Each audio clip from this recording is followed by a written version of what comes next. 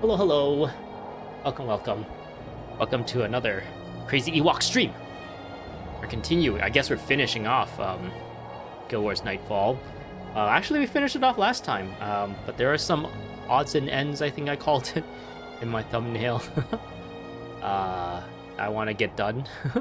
So yeah, we're just going to do that today. And yeah, getting Razah is kind of the main one. And among that, there's a whole lot of other heroes. And maybe a couple missions. Some missions I couldn't do throughout the campaign because of you're missing a hero. Because of branching paths, I guess. We can also take a look at that maybe today. We'll see. So yeah, I realized last stream I was talking about how nostalgic. I guess what happened was when we got to the end of Nightfall, and we were in that like area with all the congratulations, you defeated Abaddon, and there's like the credits and everything starts rolling. I was talking about how the music that was playing there was really nostalgic because it was the Nightfall like music. But yeah, it's coming on right now actually. But I was like chilling on this screen while I went to grab like a cup of water, and I came back and the factions was playing the theme for the factions, like opening character select menu.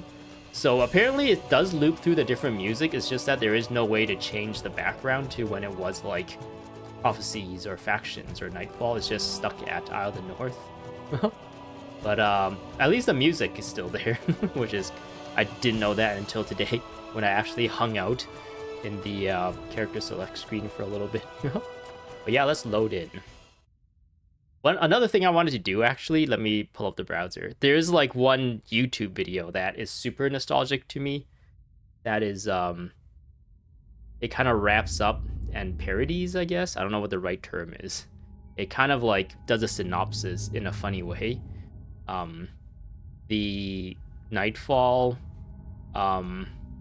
story. And every time, like, every once in a while, YouTube re-recommends this video to me, and I have to click on it just because it's so funny. Let's see here. Let's bring up the browser. It's this one. Is it gonna show up? It's called Nobody Likes You, Cormier. It's was released 13 years ago, and I think a lot of like I watched it before I started the stream, and I think a lot of it, a lot of my sentiments of it was like kind of referencing this actually, like to North, to Vabby and stuff. Was like from this. So yeah, let's take a look. This is gonna be like my rare attempt at reaction content, and hopefully this person, Plague or Gripes, is okay with me watching his video on here in full. All right, let's do it. I guess it's better to beg for forgiveness than to ask for permission. It's easier. Hope the sound is okay. Ooh, look at me. I'm Cormier. I think I'm so pretty. I'm the player character. I'm always annoyed. Cormier, do you know anything about this? I don't know nothing about nothing. Why, somebody been saying something about me? These people all have burning holes leading straight into hell like extra eyes on their face. Also, they are dead. The two of these together make me very suspicious. On an unrelated note, I'm Varish, leader of Corner. Spoiler, I'm evil. Oh, not again. Our preemptive attack against Sparish is going well. Too well. This is an obvious trap. All right, Sunspins, let's do this, Cormier!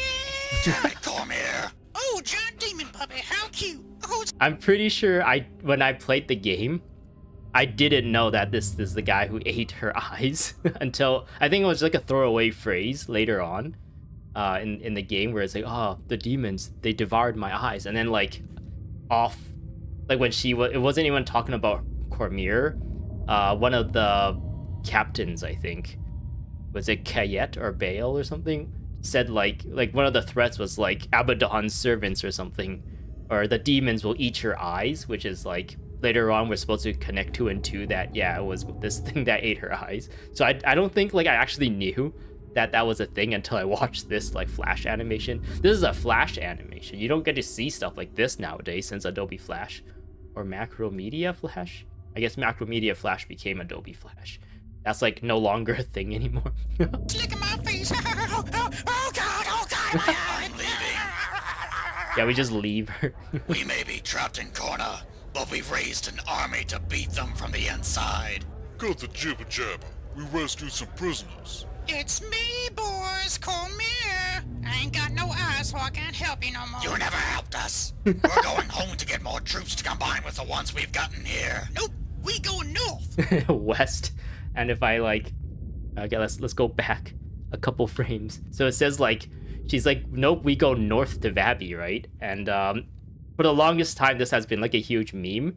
And if you like just vaguely think of it, it's like kind of funny. But if you actually look at the map, if I go back to the, let's see here.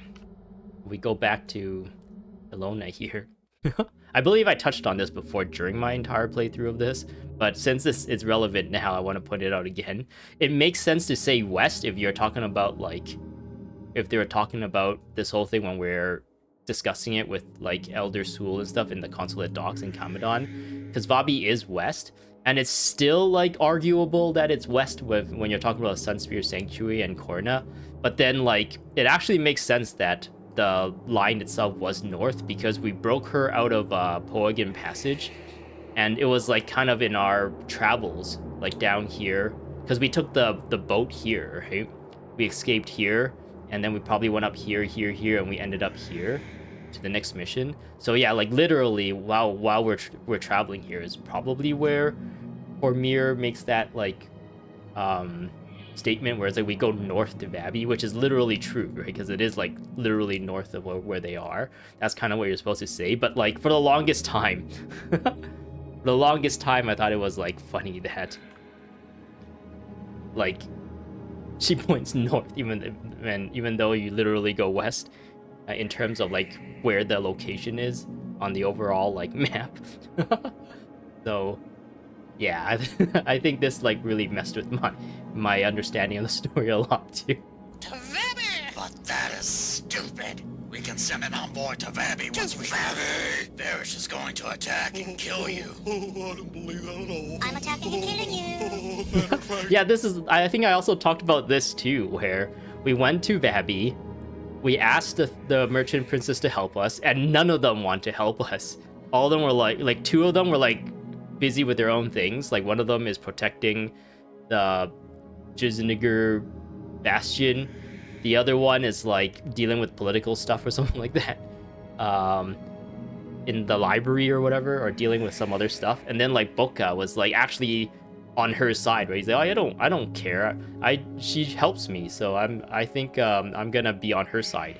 And mostly he was neutral, but the way he was talking was like he would lean towards Varish's side more than anything. So we went there and essentially wasted our time in Vabby because none of them wanted to help us, no matter how much we pleaded with them. Like, oh, there's all these bad things. We were showing you all this proof. One of the prince's daughter, I think, Talcora, was like literally saying like, oh, we saw this like crazy stuff going on. Nightfall is going to be a thing and we don't do anything about it. We don't prepare for it. We'll be screwed.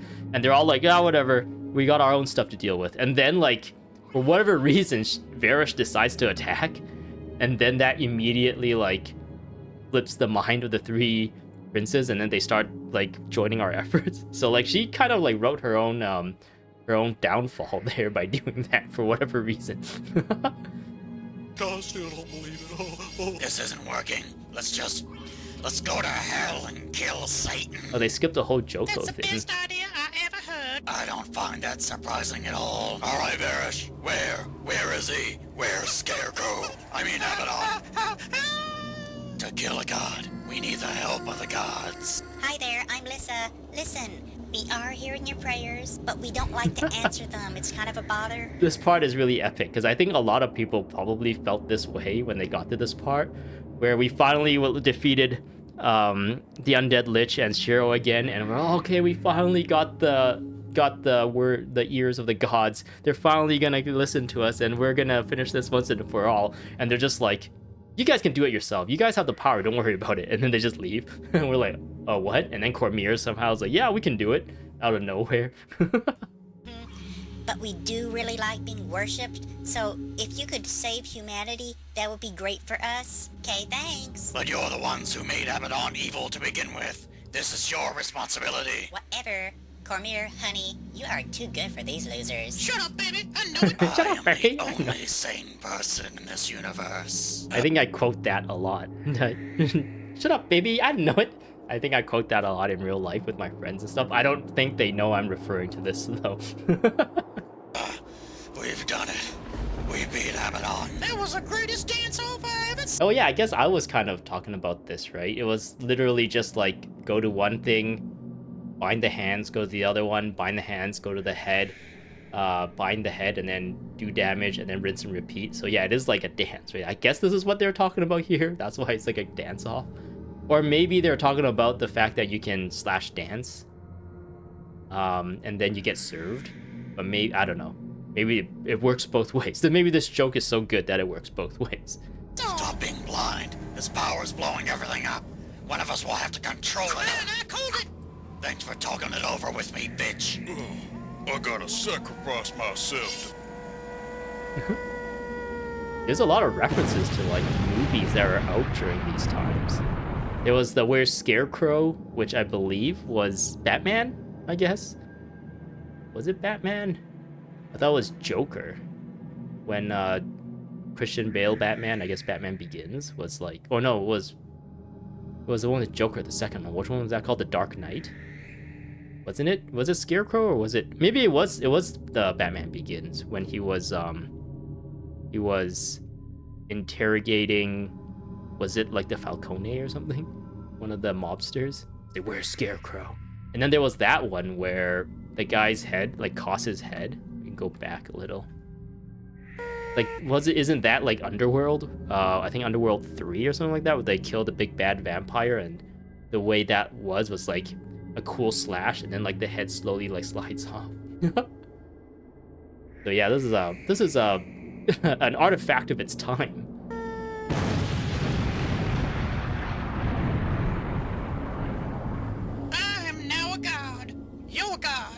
I deserve this. I deserve this place is fucked. It's really funny because the entire gameplay, since Cormier was never like a hero part of your party or anything that you can like customize or make help you fight.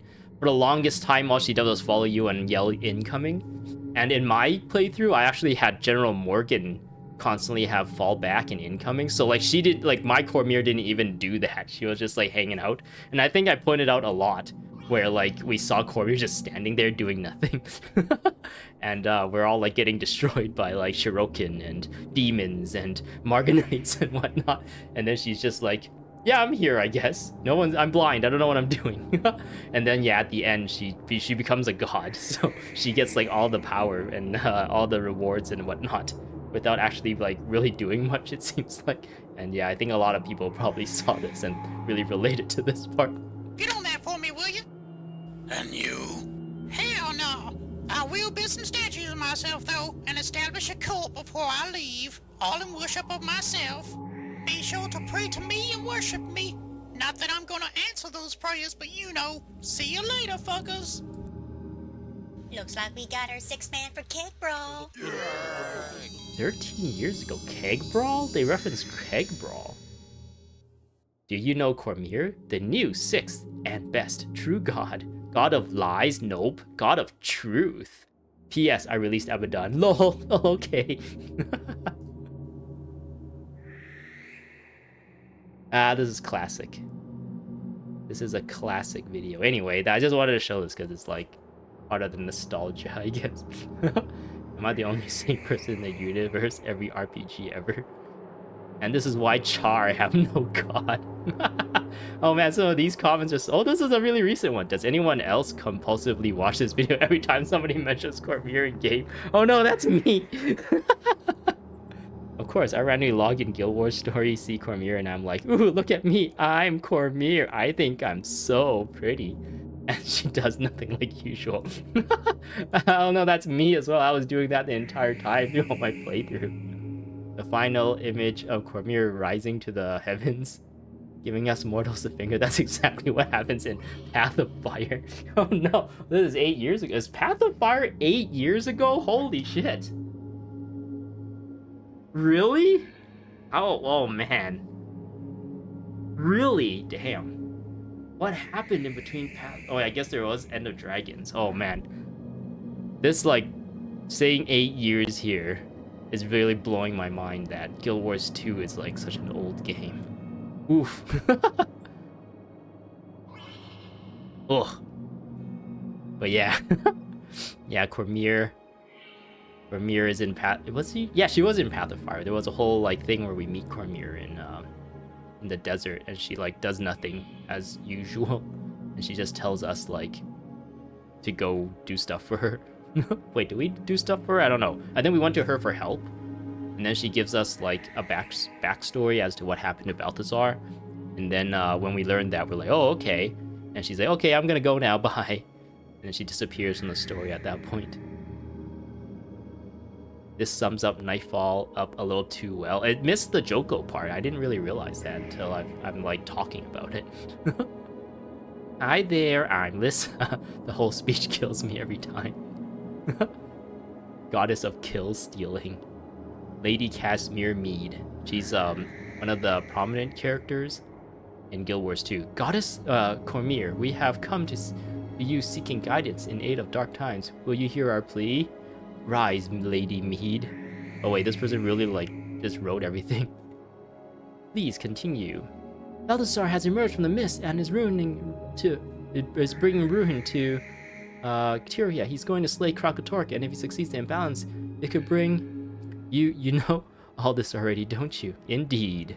We cannot defeat him on our own. For the sake of Tyria, Goddess Cormier, please, we beg for your aid. Fuck off. Oh man, it's still like, it's really shook me, I guess, seeing 8 years was Path of Fire. Guild Wars 2 has been so long. It's been around for so long. And yeah, I was gonna say Keg Brawl. So this 13 years, when did Guild Wars 2 come out? 2012? Oh my goodness. Yeah, this is like, this came out around when Guild Wars 2 came. Oh wait, what does this say?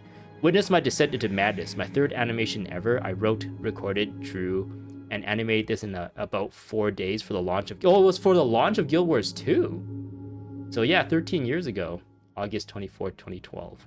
Yeah, I think the game officially came out around this time, like August. All I know is that my main character, I guess, my guardian, his name is actually Crazy Ewok. He was created on August 28th, and I believe I was like late because I had school, I guess. Did I have school at that time? Maybe I didn't have school. Did I have summer school? There was something that made it so that I couldn't like pick it up right away. And yeah, back in the days, you actually needed to go to a store to pick up a game. Can you imagine? So yeah, I remember being a couple days late to Guild Wars 2 and when I created my first character. So wow. Ooh. So yeah, I think Keg Brawl is actually a Guild Wars 2 thing that they were kind of teasing. I don't think it really amounted to anything. I think you can still get into that activity, but it doesn't really... It's not like an advertised thing nowadays. Not a well-known thing either, or have a lot of attention from the players. Not a lot of people play Keg Brawl, but it's like this like PvP mode where you have a keg and you're trying to like score goals on each other. It's like a sports game, I guess, that the Norn play or something like that. And I think originally it was like Asura Ball or something like that. And then they turned it into Keg Brawl. It was like, there was like a meme in the community where the Norn would like put a Asura in a keg, or maybe just like CC the Asura around, and then whoever like throws the Asura into their net or whatever gains points. And then yeah, they turned into Keg Brawl. I don't know. I actually don't. That I might have made it up. For some reason, I have a vague memory of that. It could be a fake memory. It could be what is it, like a Mandela effect memory that I have that isn't really real. Anyway, let's get rid of this. But yeah, I just wanted to show that. I just wanted to show that YouTube video that is really dear in my heart because it's so funny. Okay, what do we have here? I'm thinking let's do finding a purpose first. Do I have anything in my inventory? No, I don't. I'm thinking of doing finding a purpose first, just to grab Razah, who is a ritualist. But one thing that's really cool about Razah is that you can actually change his profession. I think he is the only hero that you can change his profession. Actually, I don't know if Razah is a guy or a girl. I thought it was a guy from how he looks, but then in Guild recently, this is like brand spanking new Guild Wars lore. Razah came back into the game, and they gave they gave them a voice, and the voice sounds feminine. But maybe some people might argue that the voice sounds androgynous. I don't know, but to me it sounds feminine. So I don't know. I think maybe, I don't know, like Margonites have boobs and stuff, so it seems like Margonites have male and female as well. And I think Razah is like a Margonite of some kind. I don't know. Let's see. maybe if I actually pay attention to this quest, it'll like give me more information. How do we do this? We want Elias, who is our healer, as per usual. There are 2 healer, or I guess healer and mitigator. You want Norgu, Zed, General Morgan. This was a team I was using to get, or to beat the game essentially. So we'll keep with this team since it seems pretty good. Okay, where do they want me to go? Abaddon's Gate.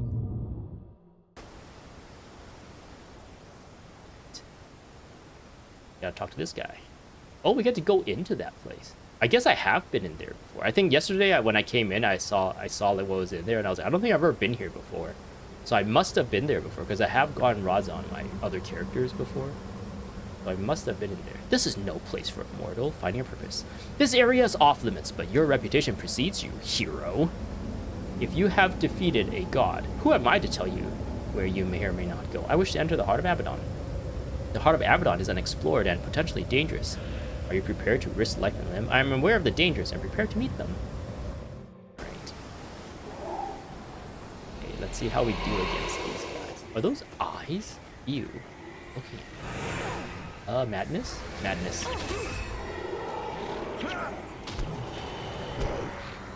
So far we're doing okay.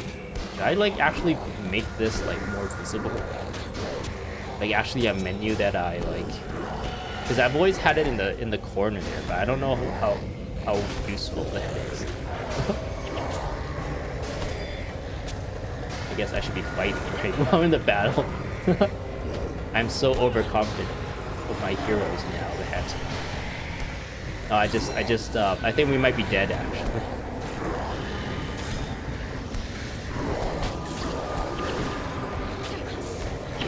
We got 2 groups here. And like I've been fighting this madness this entire time. We got one of the madness. Here's another one. Some healing. There's gaze. Necrosis.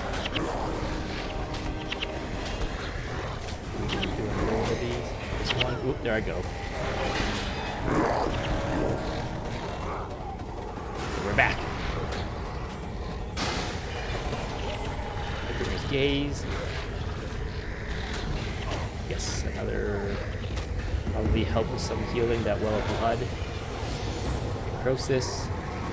I guess this is end game, so yeah, they're level 28. Holy, I didn't realize. I thought they were gonna be like similar to difficulty as some of the guys we fought in like the Domain of Pain or something.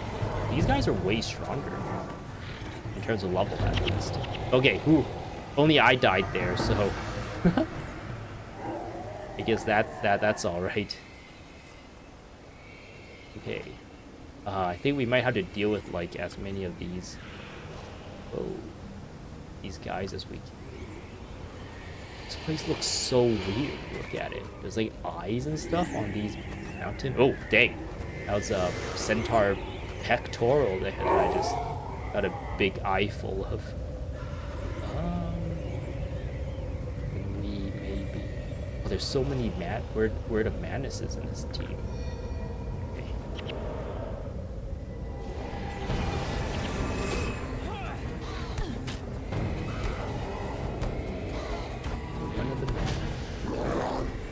think that move is coming too.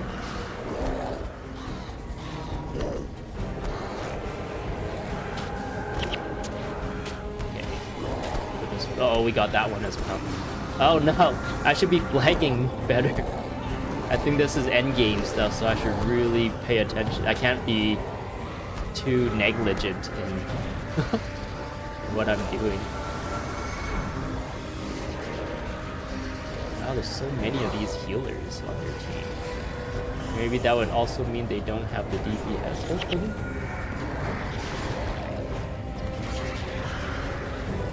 Okay, this is actually really tough. Should be spamming Lightbringer's Gaze off cooldown. What's this one?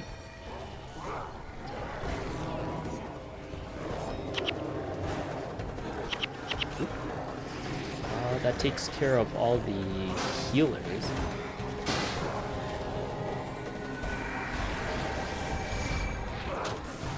There's no res shrine here. Binding that should that be the person I talked to there? Or is that one of Elias's spirits?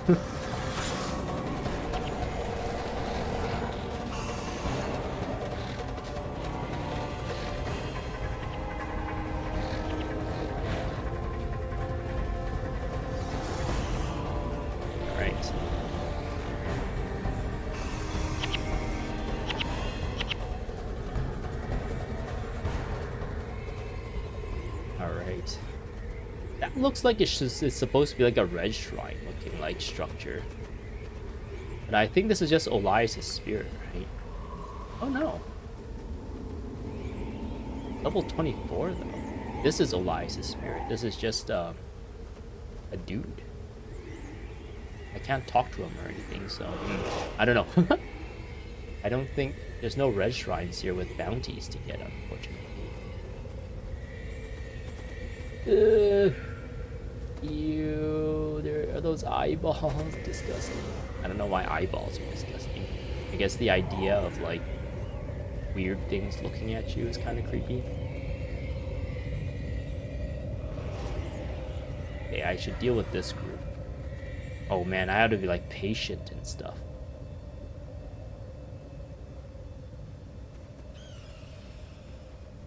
Maybe a little further back actually. Back here?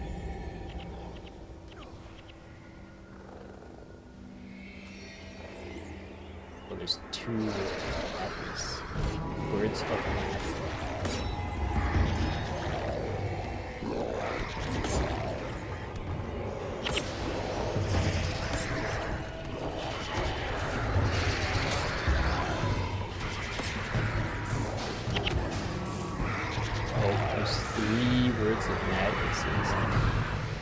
Morgan, what are you doing all the way over there attracting all the egg?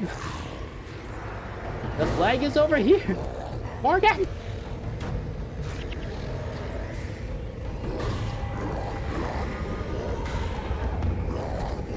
Gotta deal with this guy. These guys are going for our back line. Maybe I can just throw Spoiled Victor on them. And they'll just end up killing themselves.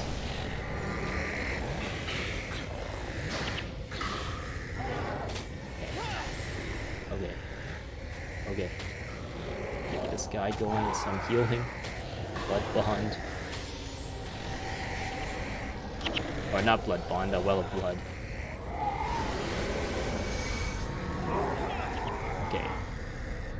Doing alright. That was only one. No, that was two groups as well. I think flagging them was kind of what pulled me through there. I think if all of us was like clumped together and stuff, we probably would have taken a lot of AoE damage, and also we forced them to walk a little bit more, and like a lot of times just kind of messing up their rhythm and stuff is probably enough to like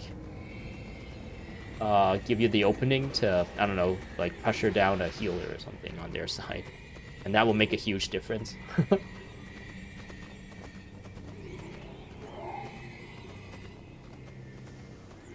Word of Madness. Oh, there's Did you kill the factions fortune teller earlier in the... No, I just started streaming, so I have not.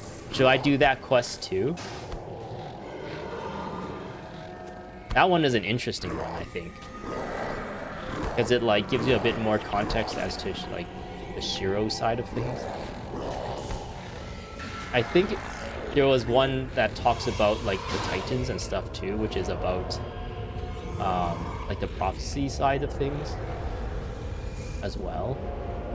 Well, maybe I need to do one more wrap-up stream after this. If all the things I wanted to do, I can't do in this stream, I might have to do another one to do a bunch of that stuff, because that stuff is all, like, really cool. It really gives you, like, a bunch of context and more lore and whatnot. Yeah, this is Razah. He seems to be just standing there. So he looks like a dude, right? He has, like, a male presenting body.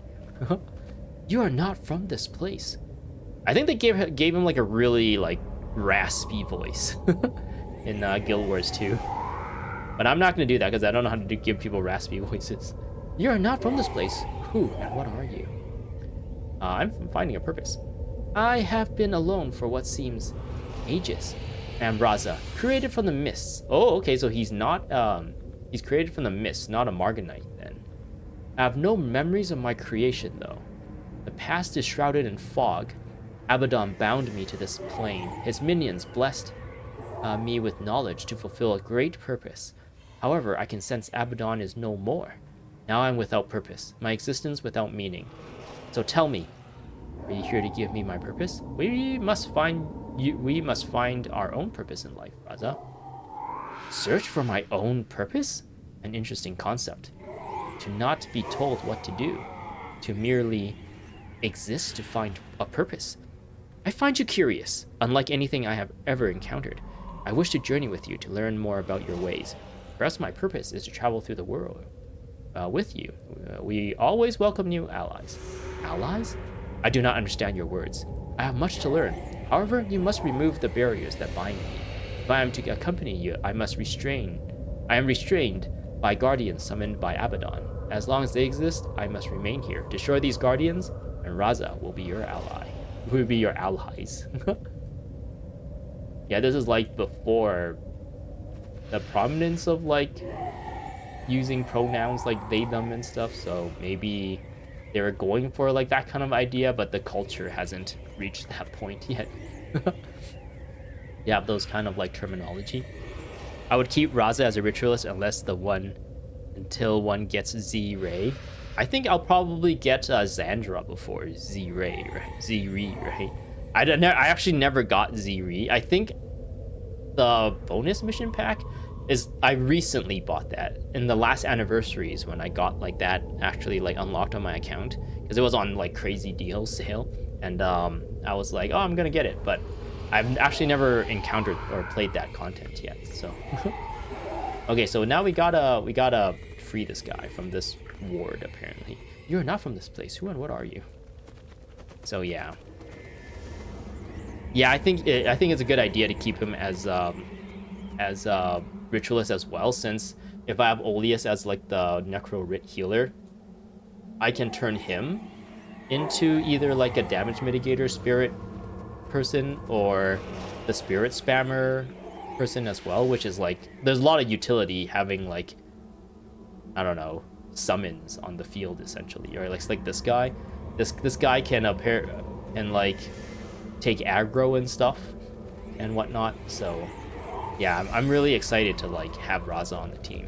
But I do have, I guess I can't show it while I'm in the instance, like my party members. I do have like a ritualist mercenary hero that I've been using in the past few campaigns, so I can also fall back on her as well. And I think a lot of people might be tempted to turn Razah into a Mesmer, just to like add to the Mesmer count of Energy Surge Mesmer teams, since that's like super rigged at the moment. I don't know if they'll ever like balance that or anything though. Oh, we got the Bounding Guardians. Okay. I think these were allied before, right? And I was trying to talk to one earlier, thinking it was a thing that can give me like a bounty for this area. They don't sound very strong, so Oh, nope. They are a wolf in sheep's clothing is what they are. Okay, so the Morganites, he like called them a bunch of Morganites for him. Interesting.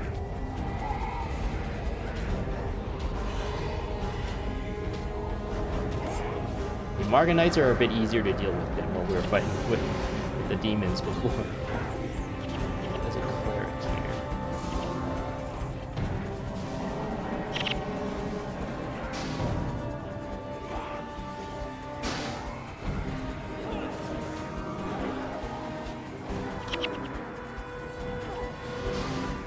You see how that Morganite was trying to kill the Spirit Rejuvenation? In the fact that it's not targeting my like team, that also helps mitigate a lot of damage as well. And the fact that because the what was that thing called? The Executioner? Was it an Executioner? Because it was targeting the Spirit Rejuvenation, it makes it so that our allies or our party members don't take the heat. And on top of that, he needed to walk up to this guy, so he's like wasting his time as well. So we can like focus him down. Okay, so does this guy actually do it? Can we interrupt him before? Nope. Oh, it's Shadow. We fought Morganites. Now we fight Menzies army.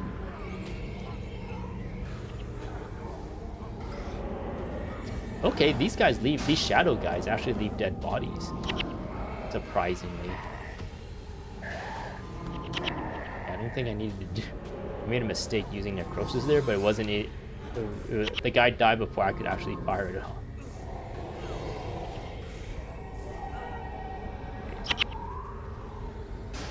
What? You can't spoil Victor a spirit?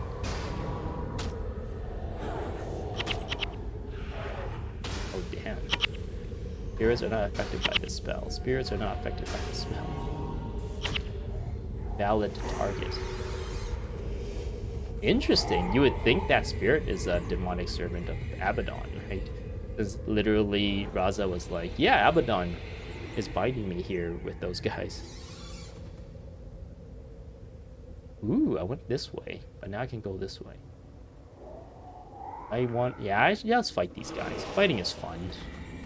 Having a Signet of Spirits and Soul Twisting Ritualist on the same team is very strong. Yeah, I think I was in my, oh, maybe not. When I swapped to my Mesmer to cap that skill, I think I had that combo. I don't know. I know for sure on my Paragon I have that combo. And yeah, very strong, especially when you're using, what was it, something refrain, heroic refrain, and you're just giving the entire team like extra attribute points. Very, very fun. Very, very rigged indeed. Zairi is obtained by completing the Winds of Change in hard mode, which is very difficult. Oh, dang. So Winds of Change, I'm not too sure of the content, how like the chronology, or I guess, of the content after Isle of the North. I know there's Guild Wars Beyond, there's Winds of Change, and there's like the bonus mission pack. I don't know if there's like, if there are three separate things, or if one is like referencing another, or if one is like a subset of another or something like that, but there's like those three things, those three terms that gets thrown around for content after Isle of the North, right? So I guess I can just look it up on the wiki, maybe the wiki tells us. Because if I guess I could show the browser. You can see up at the top there's Guild Wars factions, I guess Prophecies factions, Nightfall. You see my mouse? Yeah, okay, here we go. Guild Wars, this is supposed to be Prophecies, factions, Nightfall, Isle of the North, and there's Guild Wars Beyond. But like you said, there's also Winds of Change, which is potentially something different. So this has, oh no, Winds of Change is part of Guild Wars Beyond. But then Guild Wars Beyond also has Borin, Kryda, and Heart of the North. Okay. So you're saying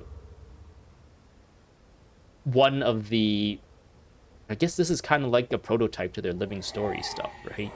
One of the sections of Guild Wars Beyond is where you get Zairi. Do you also get more heroes from these ones as well? That'll be cool. Yeah, the Guild Wars Beyond stuff is completely out of my wheelhouse, I guess. I don't know how you say it. I have never experienced this. Isle of the North was as far as I got, and then I jumped into Guild Wars 2. I think there is also bonus mission pack. Is this like the Turaiosa and Joko stuff? Bonus mission pack.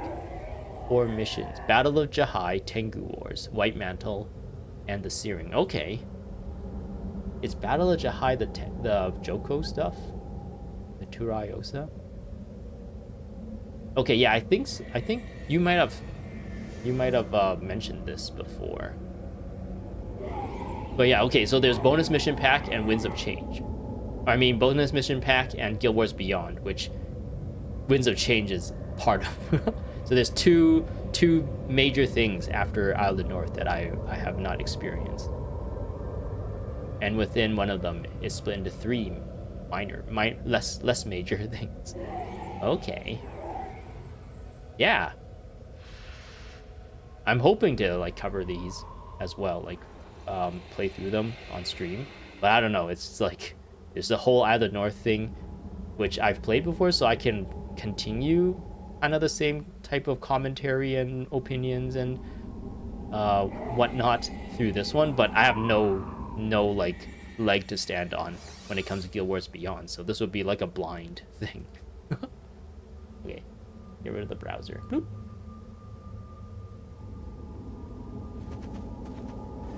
Hearts of the North gives a Paragon hero. Ooh. So you get 3 Paragons in total?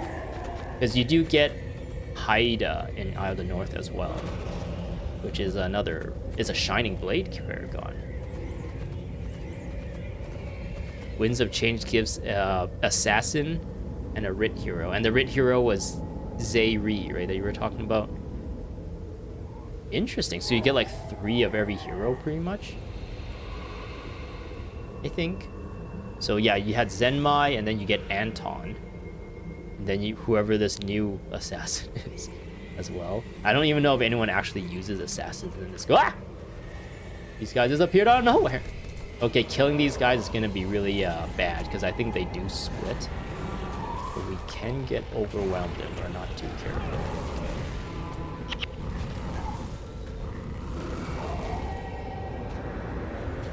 And do they leave? No, they don't leave dead bodies.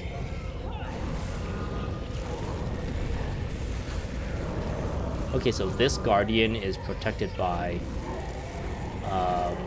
Titans. The other one there was protected by Shadow Army, and then the first one we fought was protected by Marganites. No Shirokin, it looks like, unless there's another one. There's one more that we know. Maybe Shiro was a new hire, so he was not as established as like Vizier Kilbron and the Marganites and Menzies.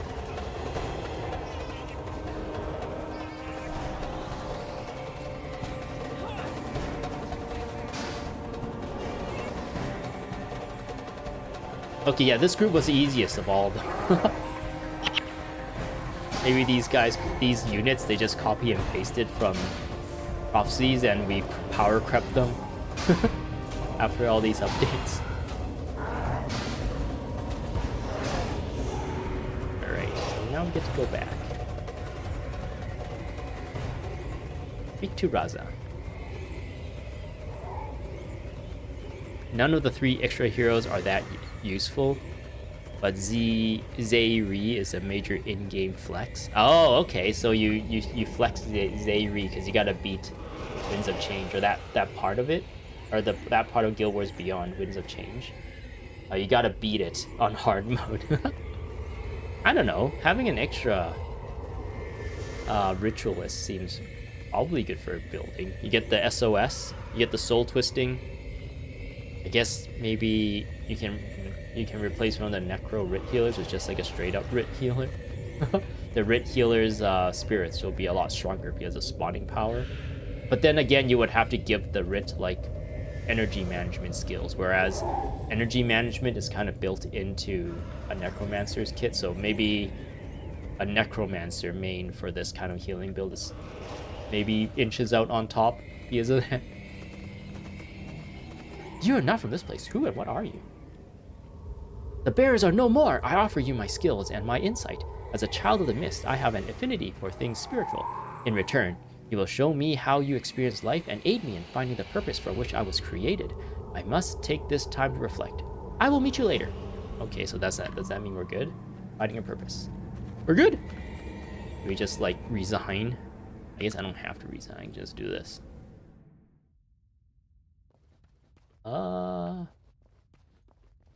Who do we talk to? This guy. Bizratis.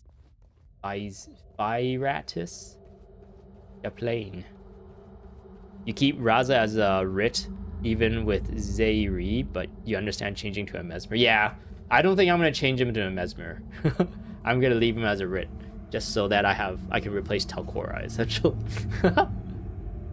Because spirit mitigation is a lot better than enchantment mitigation, because enchantments can be like played against, whereas ritualist spirits, you kind of have to kill the spirits, and depending on how you place the spirits is sometimes better. A being created from the mists? I would have never thought that possible. I knew the heart of Abaddon held secrets, but this is far more than I could have hoped. I would like to meet this Razah. Bring him, or it, rather, around. Hey, I guess back then, before they, them was a whole thing, it was always like, we call like a person who don't identify as male or female like an it. And that was kind of like, it feels condescending, like referring to a person as an it, because you usually refer to like inanimate objects as it, right? And it's like, I don't know, it feels like dehumanizing or condescending to refer to someone who don't identify as him, her, as it. But at the time, during those times, it was like there was nothing better. And honestly, I think they, them is like only marginally better than using it. It's still kind of confusing, because then they, them is like plural for something, right? So there's like still ambiguity in that if you like in terms of just like pure communication, where you say, oh, they're coming, and you're like, wait, like one they or multiple they? Like there's still like that ambiguity in the clarity of the words being used. So it's only marginally better, because at least you're referring to like people, right, when you use they, them. But at the same time, I feel like it still doesn't fit. It still feels awkward, and I don't know if that's like a product of just my upbringing or my culture or whatnot, or if like we just need to, like, as a culture, I don't know, get used to using that term, or maybe we need to come up with like a better term, or I don't know. I guess that's like the whole thing that a lot of people like argue for, right? Which in my life, I don't know if it's like good or not, but I don't have a lot of interactions, I guess, with like people that way. Maybe it's because I'm at home all day playing video games. I don't actually go outside, so I don't actually get to talk to people in general, and that's why I don't talk to people who have like special pronouns. I don't know. I feel like I'm being condescending now, but yeah. Before it gets me in trouble, let's accept this quest reward. Spirits can be dropped pre-battle easier than pre-enchanting. Yeah, and also like heroes, you have to micromanage them as well to pre-enchant, which is kind of hard. Razah is a sentient entity spawned from the mist. It has the knowledge. Yeah, it even says it here. It has the knowledge and capabilities of a human, but lacks common sense. As a result, it asks odd questions about human emotions, contemplates human motivations, and attempts to duplicate human. What? It disappeared on its own. Can I, is that something I can pull up on? Oh yeah, okay. I guess I can finish it off with this. So it's like this picture here. As a result, it asks odd questions about human emotions, contemplates human motivations, and attempts to duplicate human mannerisms. Razah shares a connection with all things spiritual and is a powerful spiritualist. Oh, it doesn't say like. Maybe it's like though Razah is very flexible. Though Razah is a quick learner or something. Maybe they could have added that or something to kind of hint at Razah being able to change profession. Okay, so we have Razah now, right? Razah. R. Oh, it's not alphabetical. Oh, yeah, right here. Well, he's already level 20. That's awesome. I guess, yeah, General Morgan was level 20 at the moment we got him. Okay, let's just put Razah on the team. This is Razah. I would have worked if you only had Nightfall back in the day. Let's say you don't know anything about Guild Wars. Nightfall just dropped. I think Nightfall dropped on Halloween or something like that. So the moment Nightfall came out, Abaddon was like decorated in Halloween decorations. So a lot of people might have just thought that was how that city's supposed to look when they first played the game during that time.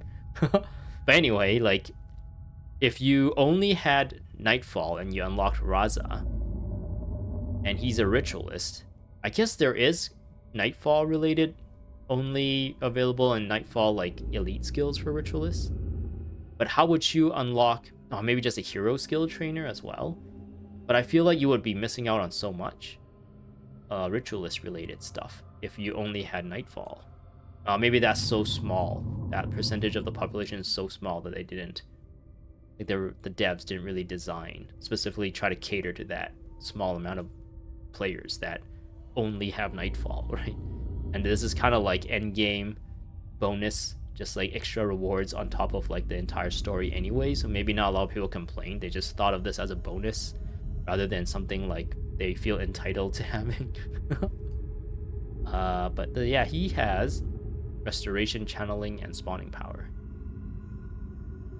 Do we turn him into a signet of spirits? Ritualist? I'm thinking I'm gonna replace Talcora and make him soul twisting. Wielder strike. Oh, maybe some of the default skills are actually really good as it is, potentially. Wielder's boon. Let's get rid of all of this. We'll put soul twisting. Wait, do I have ritualist healer? That's not what I want. Wait, what is this skill? Spirit channeling. You have +5 energy regeneration. Initial effect, you gain 10 energy if you're within earshot of a spirit. I don't even think I have this. Oh wait, no, I do. It's right here. Interesting.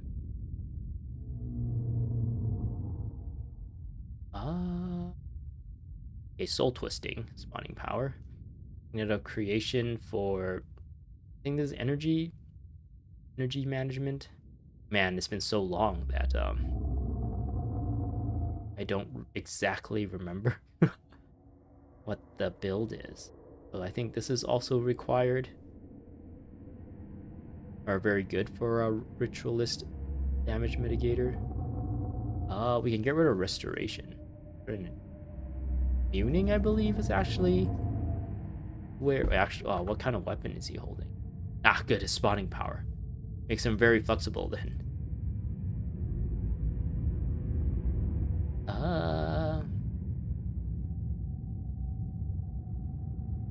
It attacks, deal damage.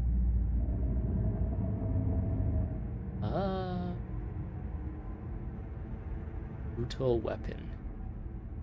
Excess foes near your target. These foes move slower. Spirits within earshot take less damage. So we want shelter, union, attack. So these two are attacking. Pain and Shadow Song. Was it Dissonance? Oh man, it costs 25 energy though. Oh wait, no. Must be this one. Like that, right? Yeah, this one. 75 chance to block. Do not lose more than 10% of their health. And Every time it gets hit, or someone in your team gets hit, they don't get hit. Instead, this spirit gets hit instead. I think this was what? Yeah, he looks really cool. I'm gonna refer to him as him because he looks like a guy. I don't know how proper that is. I'm also used to referring to him as a guy as well this entire time. But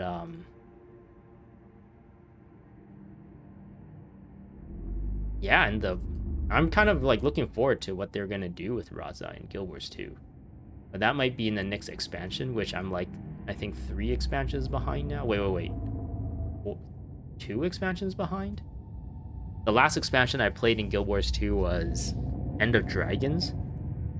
And I actually haven't done like the Living World content that came out afterwards. And then they moved into something of the Obscure. Order of the Obscure? No. Secrets of the Obscure. And then Janthier Wilds, I believe. I think those are the 2 that I have not played yet. And now we're going into something of Eternity. Edge of Eternity? No. Visions of Eternity. Which I actually don't really know what they're gonna be focused into. Maybe some Asuran stuff? I don't know. The Eternal Alchemy, maybe? I don't know. Maybe not. But people seem pretty excited about some of the elite specialization that's coming into the game, at least. No restoration. So I have one more slot. I think a lot of people put like a res here a lot of times as like just like a good to have skill. You're immune to blindness. But wasn't there a skill that makes it so that all your spirits are like stronger? Oh no, that's for SOS. That's for Signet of Spirits. I think it's this one, right? Painful Bond. Spirits do 8 more damage to whoever got hexed by this, but none of these guys do damage, so I think we are good that way. We don't need that. Okay, so Soul Twisting, Boon of Creation, and Signet of Creation are energy management skills. So maybe I should put this guy on. It interrupts actions, so I think this is probably like a really good one to have as well. Maybe. There was one skill that like essentially just deletes an enemy spirit and you spawn your own. Was that also in channeling?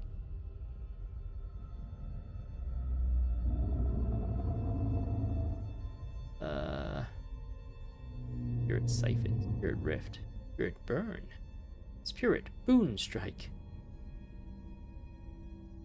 Gaze of Fury, Destruction. Oh. Wasn't there one where it's like you just, if there's a spirit, you like kill that spirit and you spawn your own spirit? Armor of Brutal Weapon, Displacement.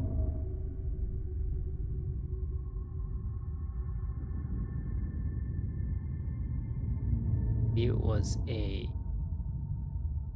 spawning power ability? No, it doesn't. And am I crazy? Is it a restoration? I feel like restoration deals with like healing and blocking. Rezzing.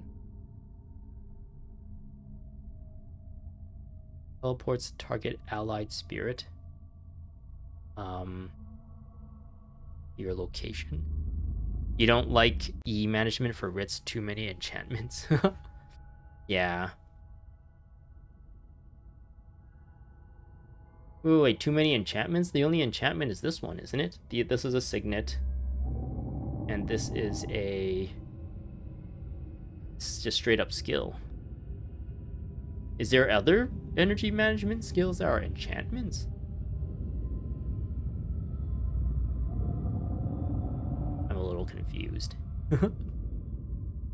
But yeah, wasn't there a skill where it's like if there's an enemy spirit, you like kill it, and then you spawn from its like dead spirit body, you spawn your own spirit.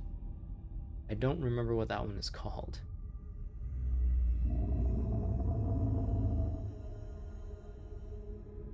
Okay. Rule was Daoshin. Channeling, destroy ancestral rage and agony. Skill I'm looking for. Gaze of Fury. Oh yeah. Oh, I was looking right at it and I missed it. Gaze of Fury destroys a spirit. Creates a level. I guess I don't have channeling. That's why it says level 1. His attack deals a bunch of damage. Okay. Okay, so that's a channeling skill, unfortunately. What is this? Signet of Binding. You lose 90 health, gain control of a target enemy controlled spirit. Okay, so one of them destroys spirits and one of them like converts spirits. That's really cool. That's kind of cool, like gameplay for like spirits. I see. Okay, I guess we'll leave this Gaze of Fear for when we get another ritualist. And we can use channeling magic. Actually, what is my current ritualist on right now? Where is she? This one. We have. Oh, she's using soul twisting. Oh, she has the exact same moves except with the flesh of my flesh on her. Actually, flesh of my flesh on a ritualist might not be too bad, because I was really having fun with General Morgan with the res, since he's not really responsible for like keeping the team alive or anything, and he's not doing so much damage that we lose a lot of DPS if he stops attacking. He is helping with damage mitigation with They're on Fire and the other one, Stand Your Ground. But I believe those are shouts, so he can like be casting his res and still be using using those shouts anyway, so it doesn't really take away from his effectiveness. So yeah, I think I'll leave Razah with Dissonance, and maybe actually, what does she have? Oh, interesting. So she's already set up to be straight up damage mitigator. So maybe I should just make him the Signet of Spirits. I don't know. But we won't look at this for now. We'll leave him as this. Okay, let's go to a merchant, or not merchant, Zenlai. You consider Signet of Return the best hard res? That's the one I have on him, the Signet. Yeah, it's like really good. Especially on him, I find, because yeah, all his other stuff is shouts. So like he can be casting this and still be popping these off if he really wants to. We only really miss out on like Spear of Redemption because he's busy casting this, and maybe like his auto attack for the most part. And maybe if he fires these off one after another too much, then he might have energy issues. But other than that, yeah, General Morgan is like the res machine. Because incoming, maybe he can use. In combat, not really, I don't know. But fallback, technically you don't use that in combat, right? Because the moment you attack, you lose this shout. So this is really for movement more than anything, or running away more than anything. So yeah, General Morgan with Signet Return has been like life-saving in a lot of sections of my playthrough of Nightfall. Yeah, actually, what was I doing? Oh yeah. Didn't lie. Okay. Do I have any? Oh, these are both channeling. Darn it! What does he need? Communing, right? No! Common.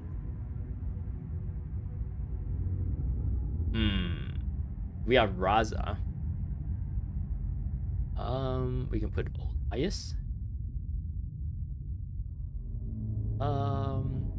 So I don't really need to tell Korra anymore. Oh, the life sheath, though. Life sheath removal for hex. We're gonna be not as good at removing hexes now. And conditions, I guess. But we still have this. And before I only had life and rejuvenation. But this thing removes one condition per spirit within earshot. But now we have 4 other spirits potentially. All up at the same time. So this thing can potentially be removing like 5 conditions at a time per cast. Not too bad you can't like spread that, like remove 5 conditions from like 5 different people. It's only 5 conditions off of 1 person at a time though. Razah. What is he holding? This is actually not too bad, this default thing they gave him. Honestly, not too bad. Do I have anything maybe I can give him? It's channeling. This is communing, but it's not as good. And it's only a wand as well. Is this a staff? Yeah, that's a staff. Yeah, this is a wand as well. Nope, I don't have anything for him to look like. Darn it. Koro. Maybe I can give him something. That can remove more conditions, or remove more hexes.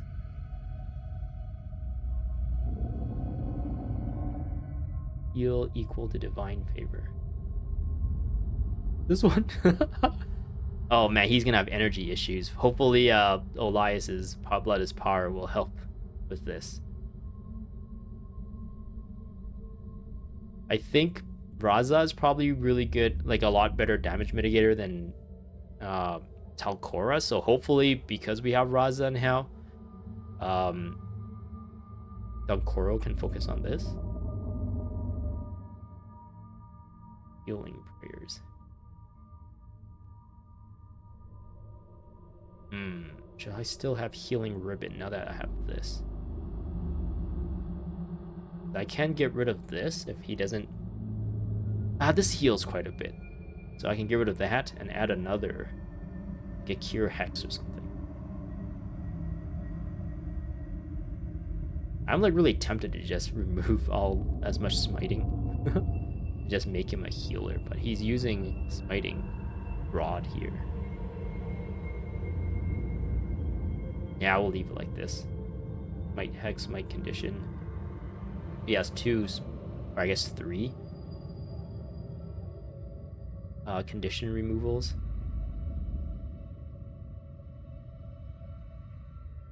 1, 2 condition removals and 3 hex removals. So he's gonna be the guy removing the things. Okay, we can have Morgu,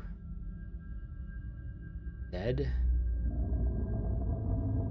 General Morgan, right? I think my last one was, so we essentially replaced Alcora with Razah. We'll see how we do. Okay. Okay, what to do next? Oh, wait, I forgot to bring this up. That's not it, this one. Yeah, there, we have people in chat, or I guess person in chat. I think Master Whispers is probably the best person to get first out of these 3. Or in Master Whispers and Sosuke. Let's get Master Whispers. And we'll see how Razah does. Should I maybe equip him with some runes? I have lying around. Got a bunch of... Oh, we can turn Master Whispers into like a minion master, I think. I think Olias is supposed to be like Death Magic Minion Mancer. I think Master Whispers, when you get him, I think he's like a Curses guy. But do I have him? He's got blood magic.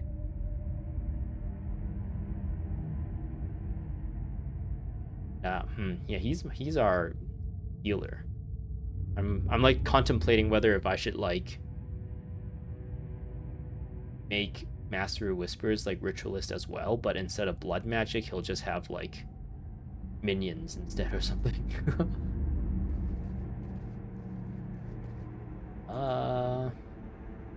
get Sosuke since he's the lowest level.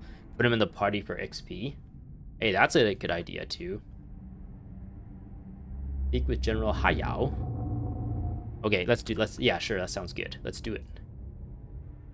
So you get him at the same level as you get like Acolyte Jin then? I thought they were just gonna be all level 20, like right off the bat. Oh, everyone got to get kicked out of the party anyway.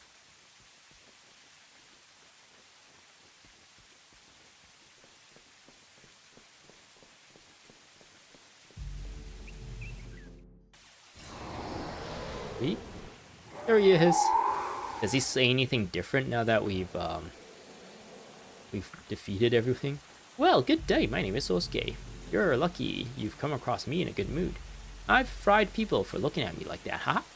Just kidding. I'm usually very careful with my elemental magic. I wouldn't hurt a fly. Well, perhaps if it was a hornin. Alright, Sosuke? He's a fine elementalist and a better friend. I'm certain he will make a good companion. Just be sure to tell him where to point those fireballs. He can get a little overexcited. Good luck. Okay, so we got Sosuke. Acolyte Sosuke's relentless curiosity, amused outlook on life, and quirky sense of humor are rare in a Zaishin. He's fond of offering advice, commentary, and wisecracks on every situation, but he can back up every word with a flamboyant, explosive fighting style. Okay, I was able to read that one in time. You prefer keeping heroes as their default builds suggest, as Olius' death, Masters is curse, Livia is blood. Okay, so you probably recommend me to turn him back into a minion master, because he kind of looks the part too, right? And yeah, Master Whispers being like a intelligence person, like intelligence as like a CIA intelligence kind of person, where he's like all about being in the shadows, gathering intel and whatnot. He seems like he would curse people. He's built for cursing. Okay, well that was actually a lot easier. I just needed to talk to a dude and I got him. I thought there might be like things I have to do. Let's get Master Whispers next. Is he just like talking to a dude and you get him? Because they were saying like deliver a letter for me, right? Can you carry a message to my men? Telling them we were successful.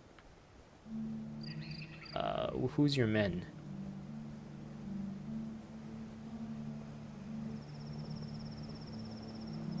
Yeah, since Olias was my only other necromancer, I decided to turn him into just like blood and restoration. And now that we have another one, I think we should be good. Oh wait, yeah, we literally just get him. We don't have to do anything. Okay. It is good to hear from the master. We have. Oh, I should put blah blah blah blah guy on our team. Guy Sosuke, Acolyte Sosuke.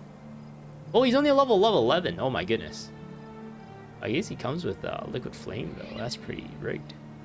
So yeah, he would absorb this experience. It is good to hear from the master. We had begun to worry about his safety.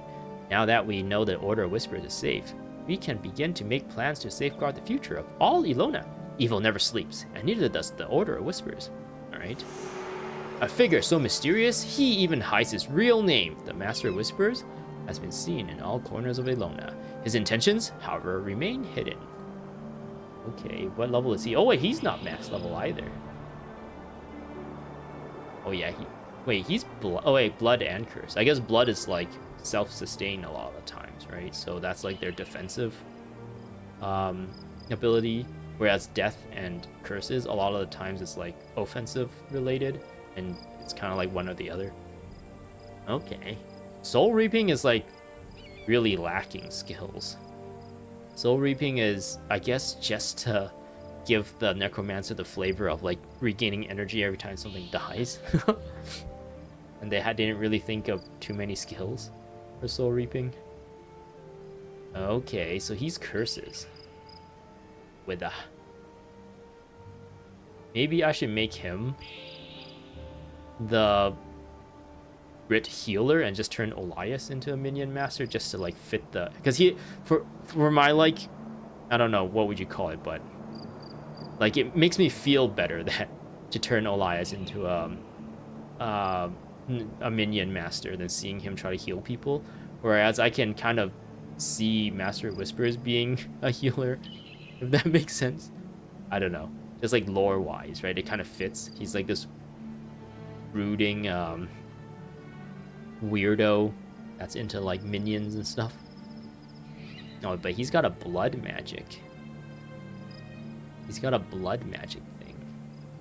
I guess I can just swap it with. No, this is curses. Curses. Keeping as default can be important for missions that require a specific hero. Oh, okay.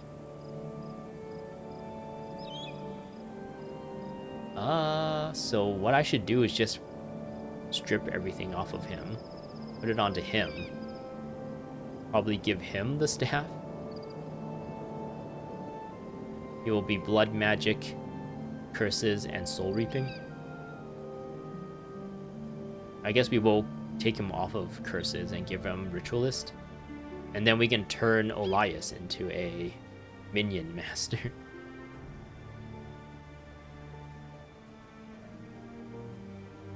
Default lines, not builds. As in, like, you would only use runes that are beneficial to their default lines. Like, you would only put, like, curses on, like, a plus whatever to curses on Mastery Whispers, whereas you would put a plus whatever to death magic on him for this one. Is that what you're kind of talking about? But then, because you can kind of still mess around with attributes anytime, you don't really have to have like a perfect built character if you really need to swap like Elias to be a ritualist healer as well. You can just like take points off, even though like maybe there'll be points in death magic right now, but just for like that moment, it might not be too big of a deal. Like that level of min-maxing might not be required to like be successful as to what you were doing. I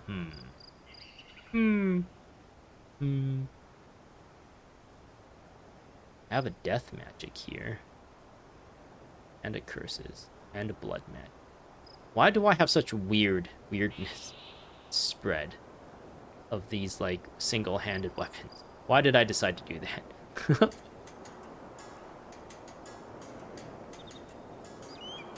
So this is the thing I believe I got. From the end of... Oh, did I get this at the end? I believe I got this, actually. Or did I already have this? At the end of Factions? So I must have had this from before then.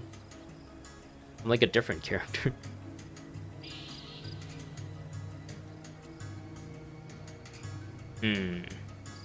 I do have my own Necromancer stuff that I can give them. Let's turn him into a load. Blood is power. Oh, this person has blood bond.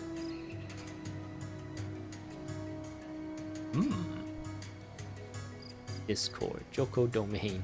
Yeah, this is a player's build. It has PvE skills. But I have blood bond. Blood magic is really good, I guess. So Master would get a curse rune on the headpiece. Do the rest of the armor as one sees fit. Okay. I think what I'm going to do is just... Oh, but that takes work.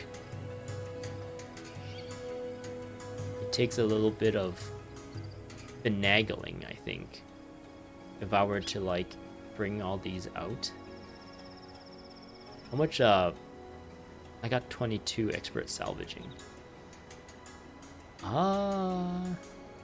This is very scary sometimes. But yeah, okay, we'll do that. That. Caretaker.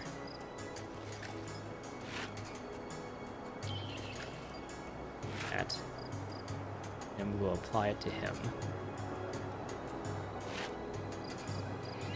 In some ways, this is kind of costing me Ooh, I almost put down the wrong one. This one.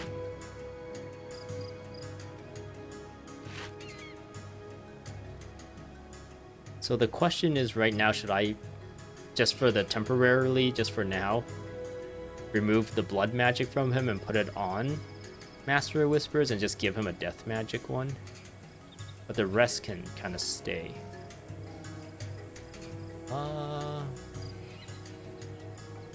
Where's the Zenlai?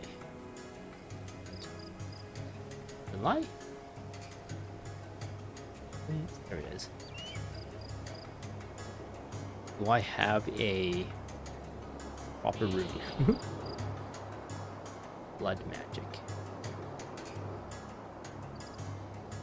Death magic. Soul reaping.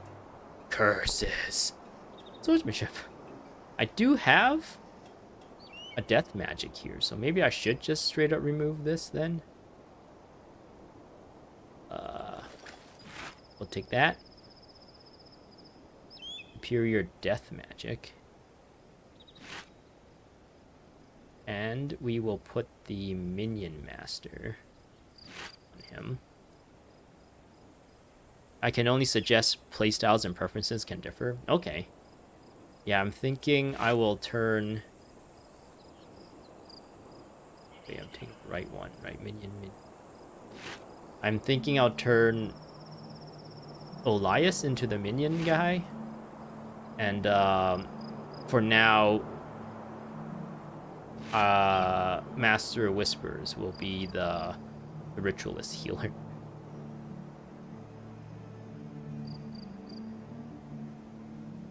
Do I want to give him the blood magic? He doesn't really need it. He doesn't really need it because, like, you don't really need that many points in blood magic for blood is power to be strong. Like, +4 is already a big difference. I think I pushed it to +5. Actually, let's see. Oh wait, I think that spawns a different browser. I'm using Firefox. Blood is power. Yeah, we can look at this. But yeah, I had him at 12, I think, and that's why it was at 5. Oh, wait. So it's 6 plus 3, it's 9. So it was at 10. It was at 10 because this is attribute +1. So yeah, it was at 5. +5 energy regeneration, but you don't really even need that. You just need 8 to get the +5. And if that's the only blood magic skill I'm using, there's really no point in me pushing it past like 8 that much. It's just kind of a waste. You're just like sacrificing all that health really for no reason. Because I was only using this blood as power. I'm covering it. I was really only using this blood as power, right? For blood magic, everything was restoration here.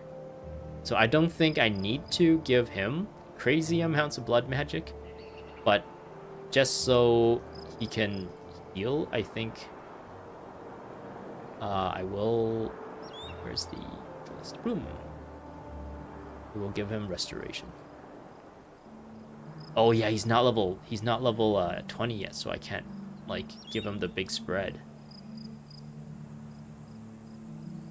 Blood is magic at 8. Like 8 is already good enough for +5 energy regen for this. So I can do that. Soul reaping. This one. Maybe it'd be better to put it here. For 10 energy regen or energy return every time something dies. That probably will be better for the time being. I'm thinking I'll just like store this away. Soul reaping. Do I want to sacrifice a bunch of his health for this soul reap just so I can use this soul reaping? I can also give him the curses, but I don't think I will be giving him curse related stuff since he is going to be my healer. Funny you don't use blood as power. Oh man, blood as power like peeled me off so much difficult situations.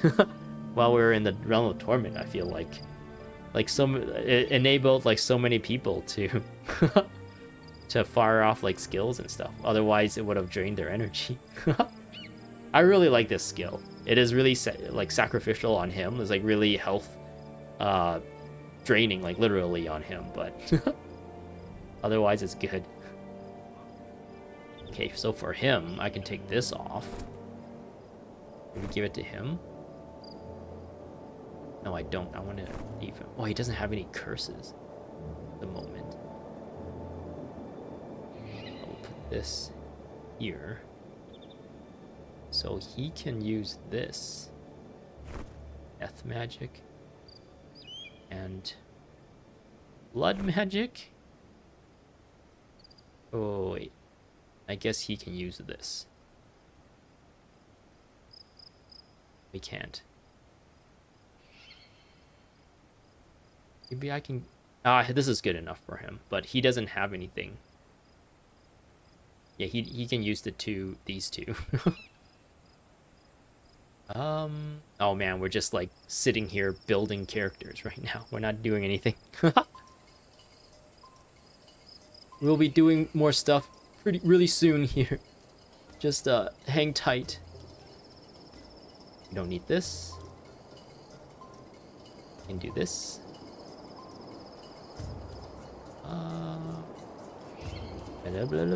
Get rid of all this. Oh, maybe he can still be restoration. Maybe I can make him restoration. Death magic. So again, he can heal and have minions. Aura of the Lich, maybe? Animate Flesh Golem. Whenever target undead servant dies, it is replaced by level 16 Jagged Horror. I've used Animate Flesh Golem in the past, but I don't think I've used this. So let's use this one now.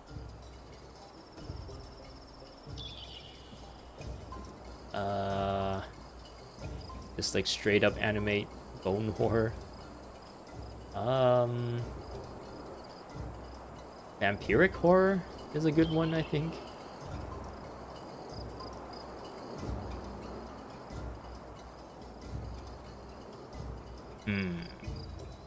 We don't want to exploit too much flesh, because we want to give him the corpse, or not flesh, exploit flesh. That sounds really bad. Exploit corpses, because we want him to use all this, right? Blood of the Master.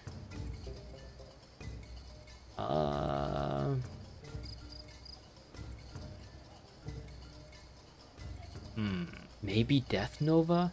I don't know. Death Nova is kind of tricky because it costs, or it takes 2 seconds to cast this. But I think heroes know to like they're really good at knowing who to cast this on, and maybe that would help. But when I tried to use this, it was like not very fun to use. Maybe he should have Rising Bile and Putrid Bile. Because these two combo really well. I think these two might be better than this one, potentially.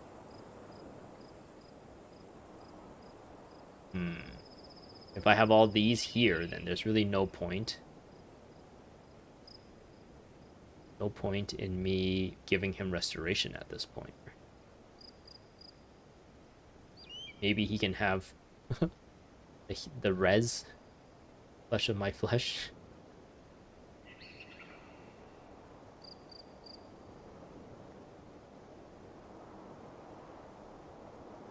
I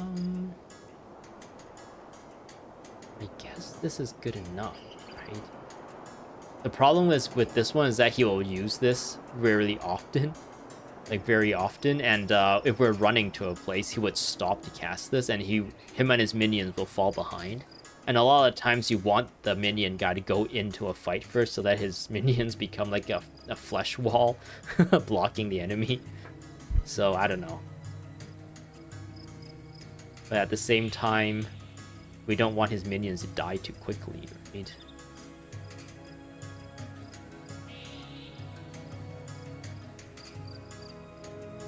I guess we can try this. I think some people might not care that the minions last too long when in like really high level areas because there's so much dead bodies to exploit. They might not care too much about healing their minions.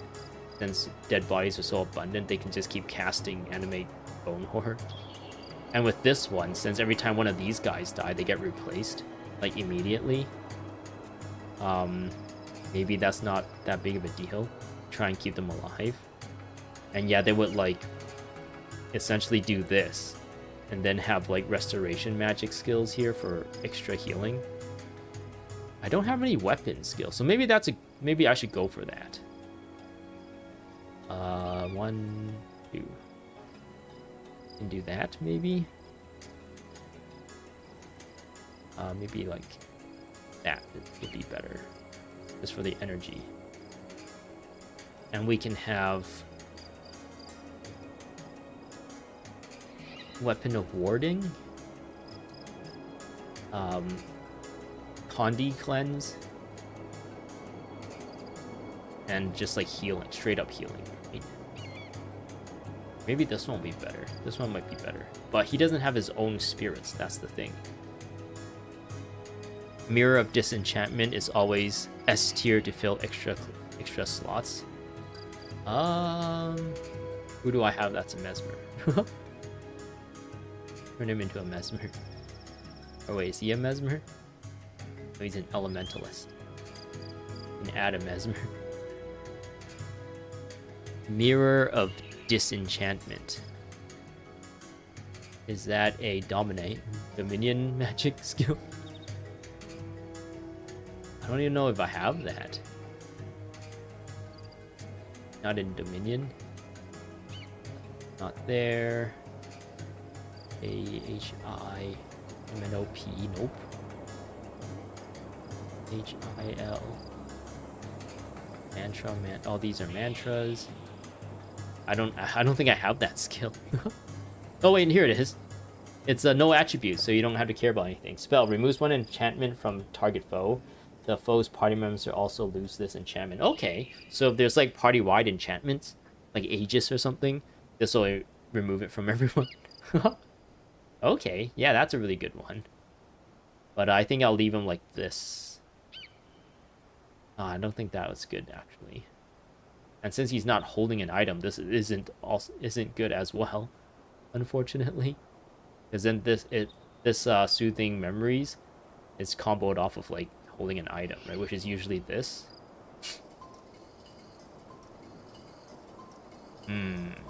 Maybe just give him a spirit. I don't know. You're with. I guess he is going to be within.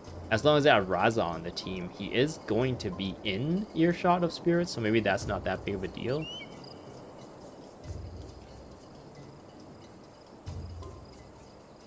So yeah, this also relies on spirits as well. So maybe that's not that big of a deal to have this one. Yeah, something like that. Something like that might be good. Just a little bit more condition removal, some extra damage mitigation, a bit of heal if he's not spawning guys, and a res. Okay, we'll go back to this guy. He will be our straight up Rit healer. And he will be this one, this one,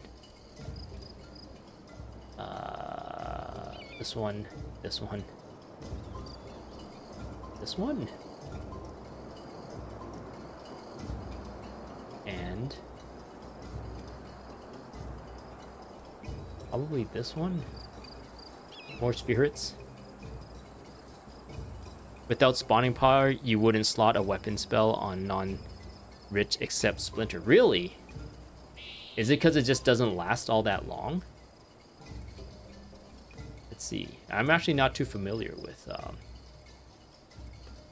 Ritualist spawning power specifically. For each rank of spawning power you have, Creatures you create have 4% more health. So that helps with your spirits, which I think it doesn't really matter for these guys if their spirits die.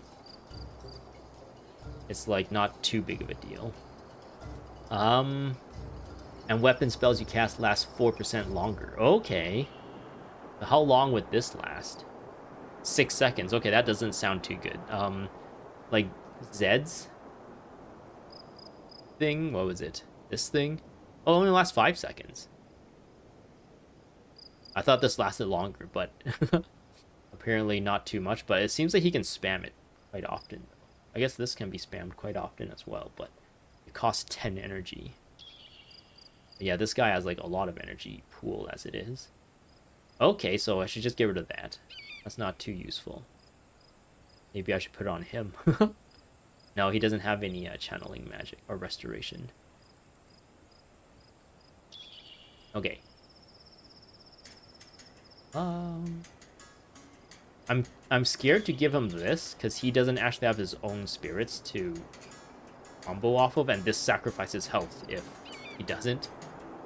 It's kind of reliant on Master Whispers and Razah, really.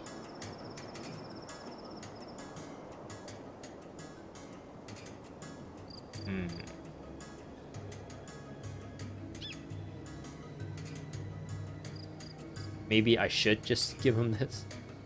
If I give him this, and then give him this, is there any point in giving him anything to hold? Because when he spawns this doesn't really do anything anymore, right?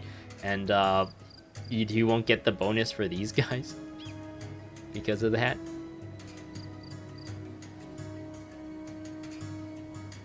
A weapon spell that's quickly consumed is okay for non-ret. Okay. I think like a 66 second. I think it stacks too. Like, if this and this was at the same time, like swirling aura and weapon awarding is up at the same time, it would roll, I guess, or whether this blocks or not. And if it doesn't, it will like roll for this one, depending on what's first. It'll roll for this one, and then if this one blocks, so it kind of like combos in a way.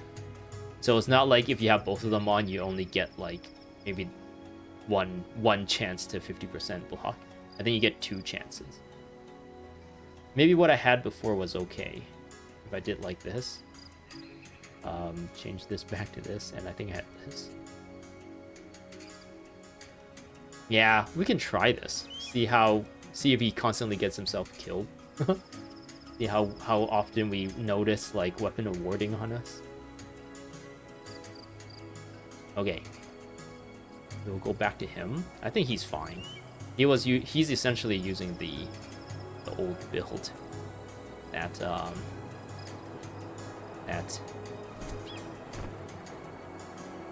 Elias was using.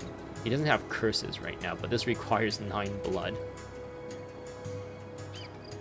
Should I just give him 9 blood just to satisfy that condition? I guess that can't go anywhere else, right? For the time being. Undertaker.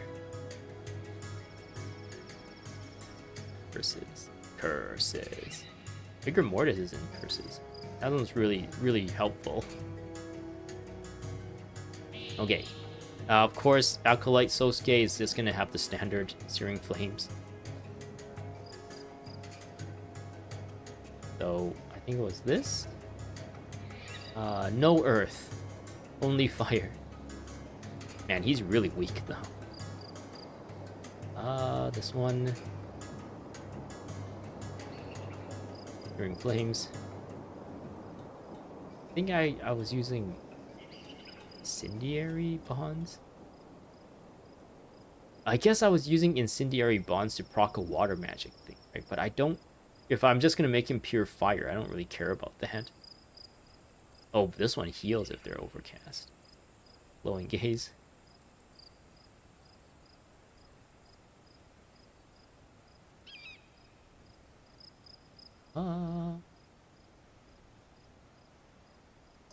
Next are too strong for heavy healing builds in your review. Secondary healer, okay. Necromancers are too strong. or a heavy healing build. Secondary healer is okay. Okay. So you're saying like they're too strong to be secondary healers, or I'm not too sure if I'm interpreting that properly.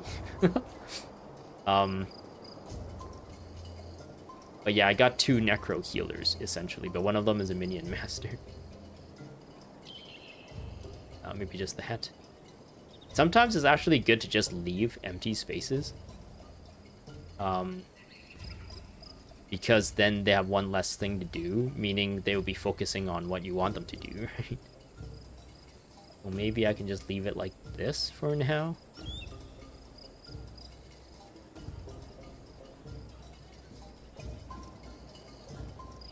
I guess I can give him a secondary thing.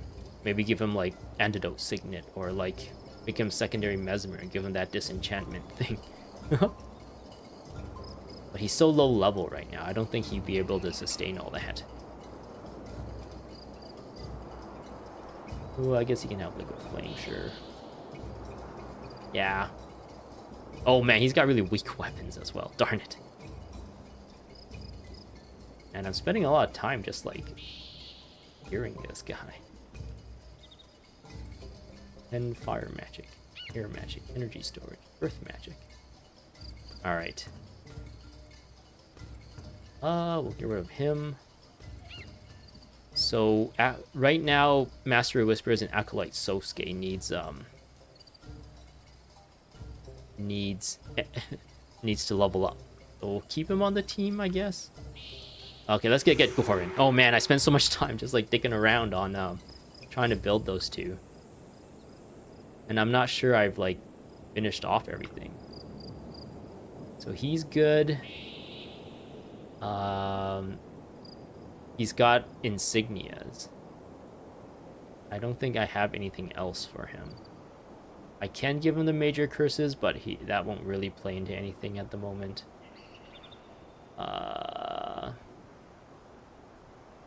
Minor vigor. Maybe I just give him like an easy minor vigor, just so he has more health.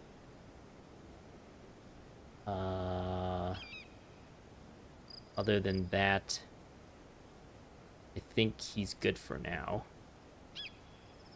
Yeah. Yeah. Okay. Most new necro damage support to nerf or a heavy healer. Okay.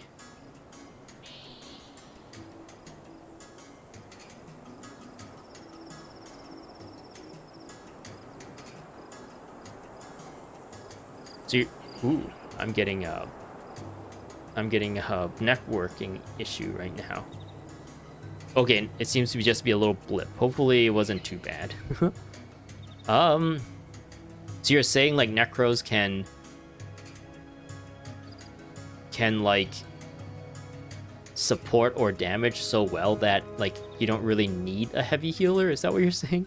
Because of that, they can mitigate damage, or they can do so much damage.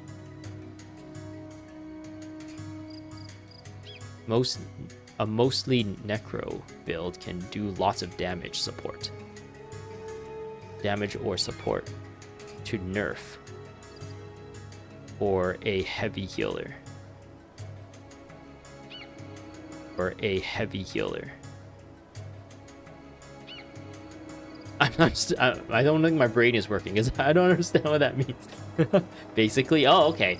Okay, so yeah, they can do so much support and or damage that it makes it so that a heavy healer is not really that big of a requirement. Just like a secondary healer is good enough to keep everyone like topped up. Okay. Let's get Gorin. We'll go here. Okay. Hopefully Acolyte Sosuke won't get one shot. Hopefully he'll be fine.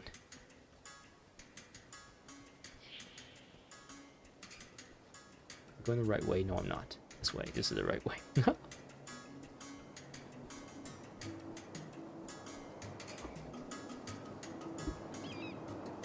Leave the healing for other heroes. I guess I don't. Yeah, I don't really need Well of Blood and Blood Bond at this point because of that. But I don't want to be using this either, because then I'll be taking corpses away from the Minion Master. So I should, at the very least, replace this with something.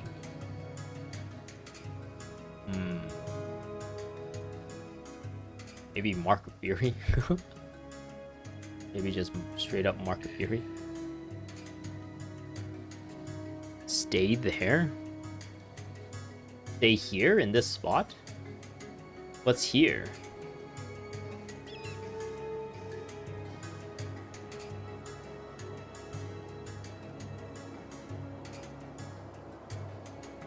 Why do you want me to stay here? Is there something like interesting here that I should pay attention to?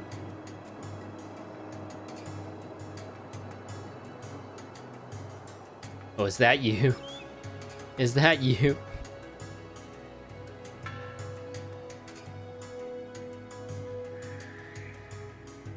What?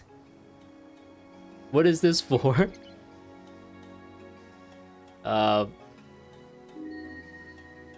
For Gorin? Okay. I guess thanks. Oh man, you're giving me so much stuff. Okay, yeah, we'll give this to Gorin then. Thanks. Thanks for giving me this. Hopefully this isn't like a big expense on you. Plus 15. Maybe you don't really like this, maybe because of the plus 15% while enchanted, because Gorin, usually you want plus 15 above 50, right? Because that's more reliable than having someone else put enchantment on him. Maybe that's why this might not be too sought after in the community. You have 3 more. Oh my goodness. Okay. Thanks a lot. Okay. Dang. That's I guess that's shows you the difference. Like, I am a middle class, a lower middle class Guild Wars citizen, and this guy is like 1%, a 1%er. This is like so expensive and valuable to me, and he's like, yeah, 3 more, whatever. Trasser, you don't want it. No, I'll give it to Gorin when I unlock him.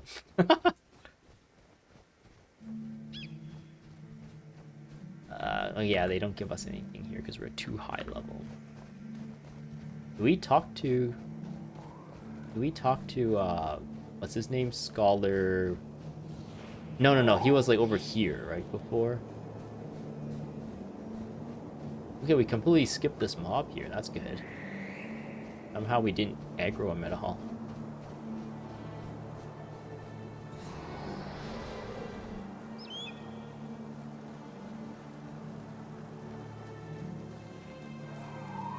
Alright.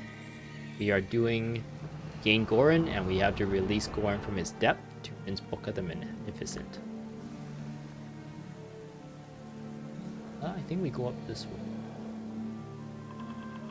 I don't have a fallback on the team right now. Now I really feel like I'm moving very slow.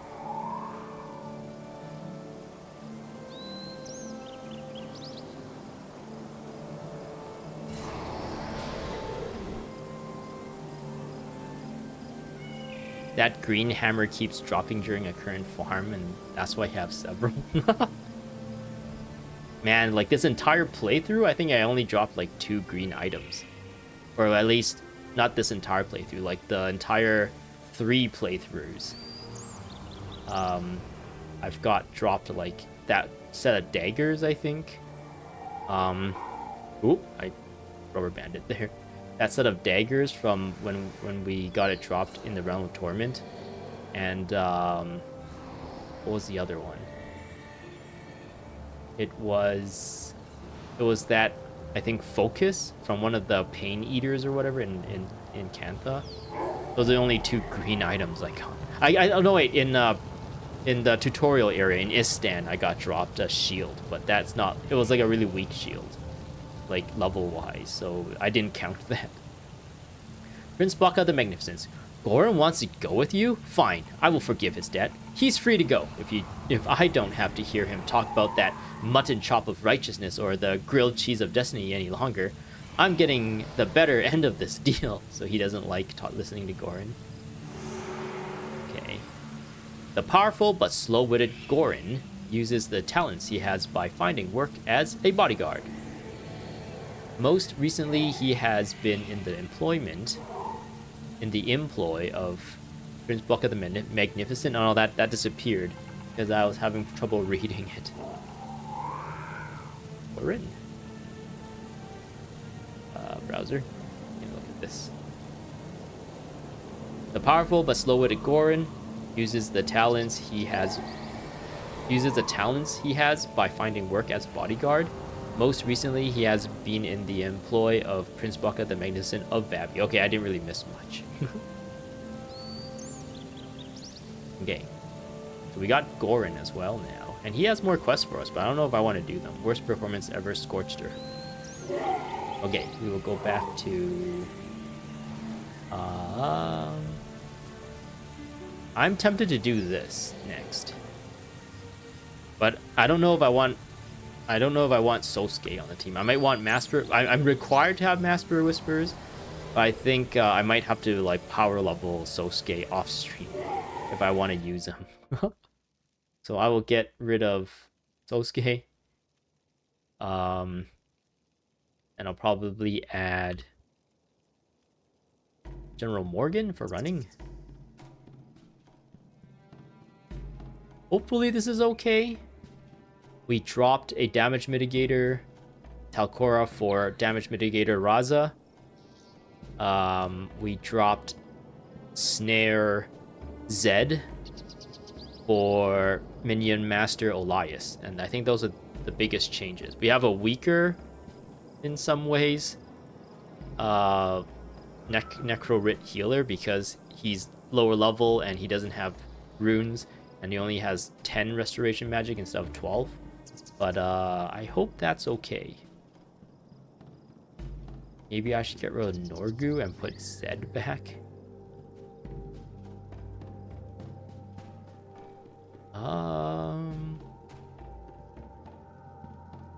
Actually, let's put Gorin on the team for now, just so I don't forget to give him the hammer. Yeah, this is not max, so... He's also only level 18. I guess Norgu was level 18 when we gave it to him, when we got him, right? And yeah, I was thinking of giving him this, and that's why I said gave it to him. So yeah, this is a cool looking hammer. It's got a big jewel in it. Ricketon's Maul. I think this could be trashed. I don't think you can sell this. But yeah, he's got a cool hammer, but I'm not gonna use him. Okay. We will put General Morgan back. Team. Earth damage is buffed during this mission. So you're saying maybe I should put Zed on with some earth damage skills? Is there a reason why earth damage is buffed? Is it because of the earth elementals in this area?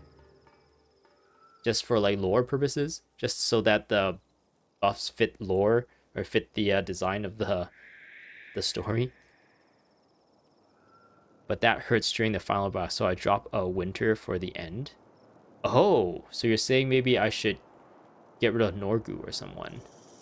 Or maybe even get rid of Morgan. Or maybe I should get rid of Morgan for Margaret. Margaret?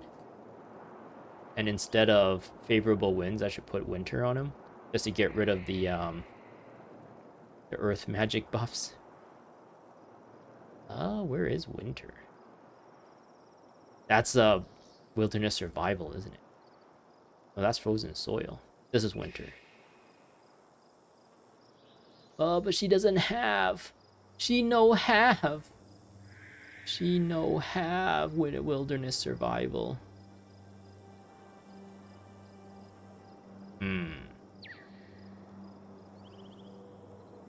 So yeah, essentially what this does is change all elemental damage to cold damage. With this ability, or with this spirit. Am I really worried about it? I am hoping to like all the interrupting would interrupt all the abilities, and we will only get hit by like a small amount of the actual attacks from the big bosses at the end. So, oh man, they're on fire is no longer that useful because I don't have a fire guy anymore. Can't touch this. Normal modes are easier. Yeah, and I got that on my side too. Yeah, he's got T's as well, so we got a good amount of interrupting. Let's try this. And we also have like a meat shield as well. Hopefully. So yeah, let's try this way. And this is like an earlier mission too in Korna. So hopefully it's not as like intense. The mobs here, I don't even know if the mobs here are even level 20, so let's do this. Are you surprised to see me like this? I have disguised myself in your form to keep the Kornins from polluting the Elon any more than they already do. We have to kill this demon. So by this part of the story, we're supposed to have chose Master of Whispers instead of Margaret the Sly, and in order to move forward, we were suggested to move through this floodplain. I guess it's like a water treatment plant of some kind to get to the Maddock Crevice, whereas the other one was we came here, broke Cormier out of jail, and the way we got to Maddock Crevice is like down here and up this river. But then if we chose Master Whispers, we're essentially telling Margaret the Sly to do this mission herself and free Cormier herself, and we would have followed Master Whispers here, in which his idea was to like get through here, but in order to get through here to get to Vabby, we had to like rid this place of the demon that's like drinking all the water and bring drought to all of Korna. That is apparently sent by Abaddon at this point, I guess is what we're supposed to believe. Or maybe sent by Varish. Or Varish is following Abaddon's order to send this demon to drink all the water here. Something like that. So yeah, let's do this. So yeah, that's supposed to be Deja. I think that's supposed to be a Jinn. But then apparently they can transform themselves to look like humans. I will take you and the Master of Whispers, or Master of... Wait, I will take you and the Master of Whispers, to the waterworks so that you may attempt to defeat the drought. Let me know when you're ready and we will meet outside. Okay, we are ready. I think this person was like a blue Jinn, right? I don't remember, like a water Jinn, I guess. Alright, let's see how this goes. The drought is a powerful enemy. We must do everything we can to weaken it before we attempt to attack it. Okay, so this is the bonus for this one is to do nothing. If you turned off the water, it will make the drought weaker. Wait, do we turn off or turn on the water? I think it's turn off the water. But then if you fight the drought at the strongest iteration, I guess, then you don't have to worry about that. That's a bonus. What does he say? Master Whispers, we must move quickly. The power of the drought grows stronger with each passing moment.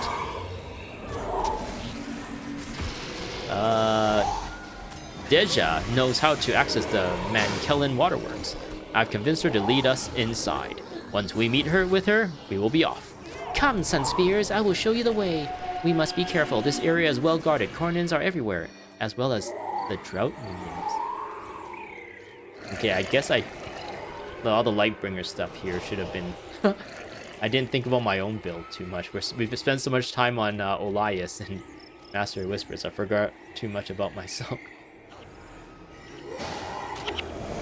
But yeah, I don't think we'll be fighting any Margonites here, so both of these are useless.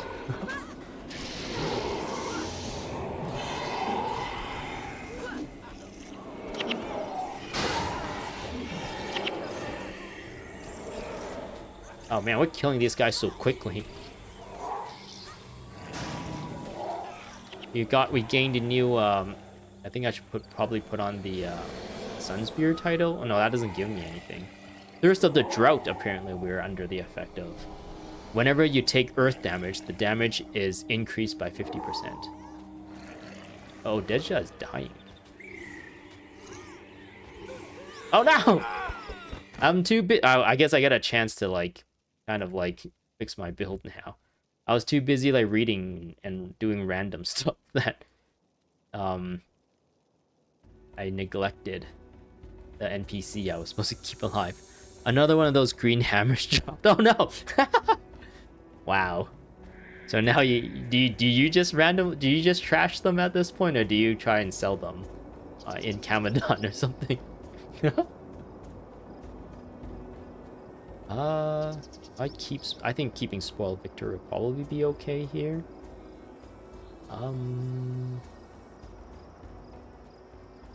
Parasitic Bond is probably what I want to go for.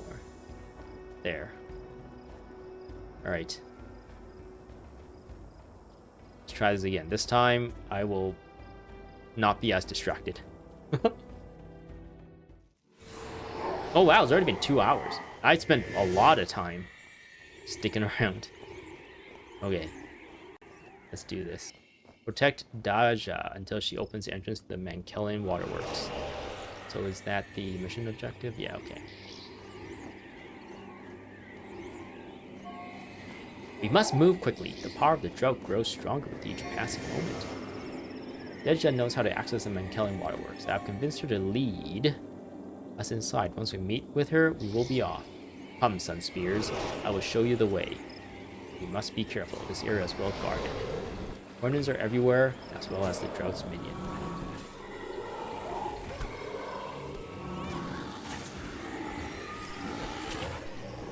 Okay, these guys are level 20, so they are a little stronger than I thought, but they're still, I don't know, relatively weaker. Significantly weaker than the guys we were fighting in the Groundworld Torment. Oh no! Looks like I had another blip in my network. Hopefully that fixes itself. You can avoid the NPC, clear the way, and come back. Yeah, I guess that's a good idea, but we literally need to get to here, right? I don't, this is normal mode, so I don't think I need to employ that strat. That's probably a good strat to use in hard mode, just so you can, for sure, guarantee her survival. Alright, how is our minions doing? We have 6 minions.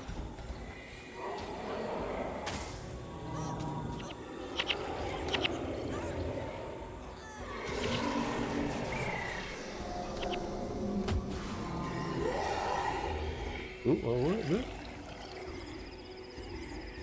Okay, there's still... It actually is quite a walk still.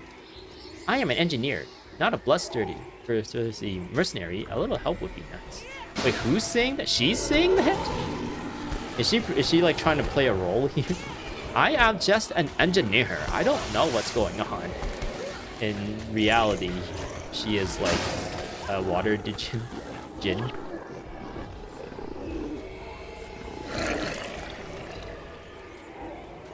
Can I just send Elias in? Go, Elias, go. Where's your minions? Cut that out! Can't you see that I'm trying to work here? Okay, no, Razah is running in, so... I wanted to send the minions in so that they get, like, aggro. And then we can walk in and do the damage. But that didn't work out too well. Okay, now the minions are swarming them. Yes, yes, yes!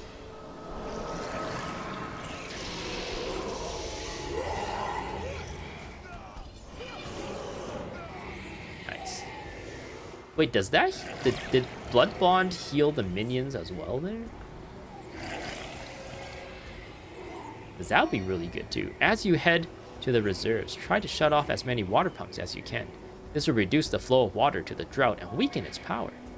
The drought has placed an enchantment on the pumps. As long as a droughtling or a cornin are near the pumps, we won't be able to turn them off. So yeah, the bonus is to not do any of that. And fight the drought at its strongest abilities. I think I got hit by a meteor there. Got interrupted. Yeah, go in there. Go in there. Minions.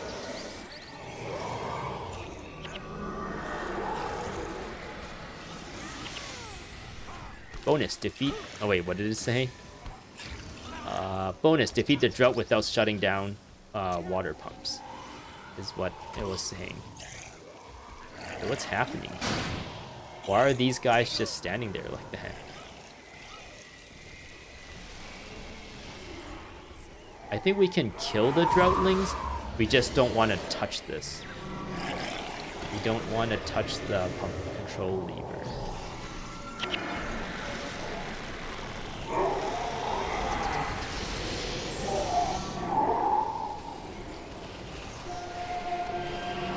Wow, look at all the spirits. Alright.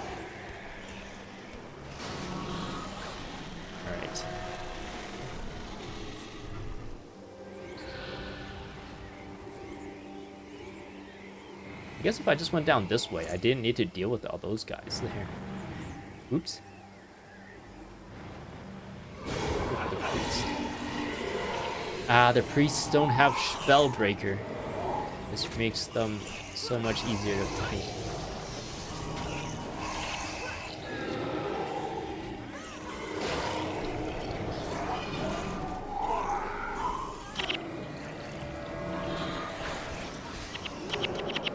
Nice.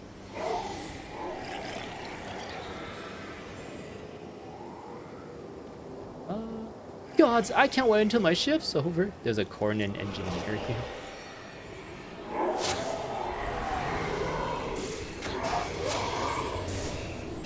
Get in there.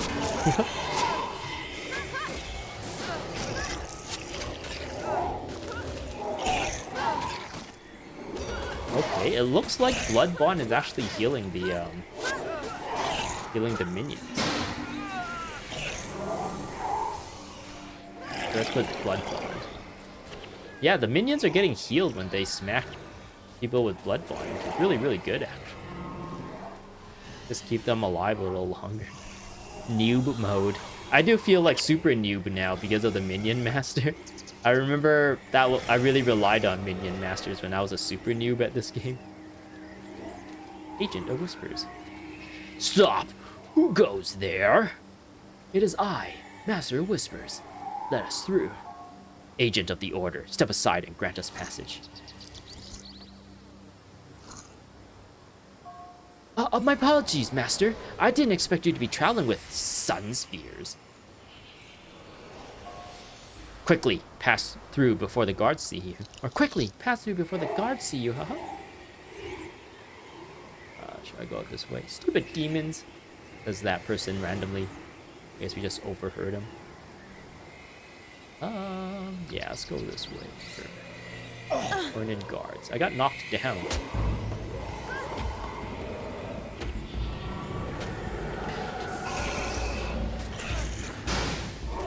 Yeah, I was saying I do feel extra noob because of the minions. It was really fun to just like have minions kind of like bother. Just walk up to people and bother people.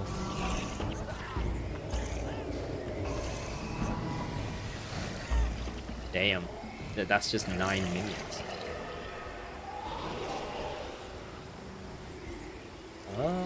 Priest.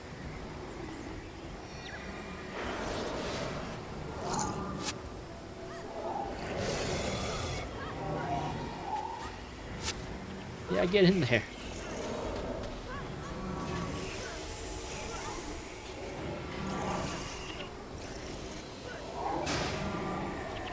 No shame in using minions.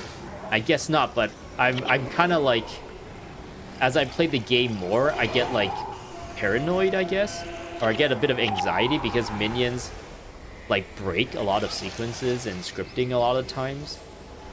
And it's actually like scary that you would bug out a quest or bug out a mission or something. And that's the reason why I avoided minions, because a lot of like missions bug out because the minion is like messing with the pathing of someone or something like that, and then that NPC would just stop moving altogether, and then that kind of like blocks the progress entirely. Don't be alarmed, I am of the Order. The drought lies behind the doors up these stairs. Be warned, the reservoir brims with corrupted spawn of the drought. Okay, well this guy's going for it though. What's up with this guy? Where is he going? He's like, follow me, haha. I'll show you where to go. Oh, he opens the door for us. Okay. Whispers, you are too late. I will consume the Elon Musk. Ready your strength, Sun Spears. We shall purge this abominations from our land. Okay, let's just deal with these guys first.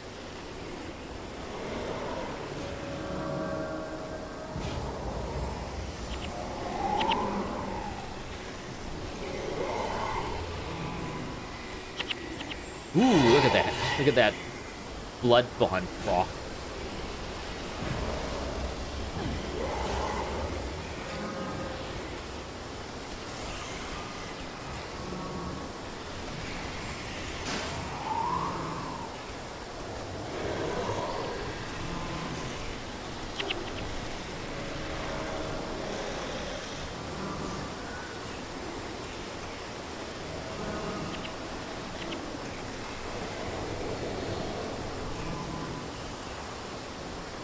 I feel like we're killing these guys so fast now that I'm like really overconfident in fighting this guy.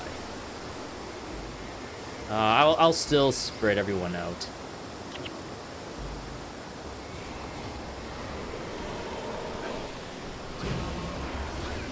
Ooh, one person died. Oh, Master Whispers died. Now I'm about to die.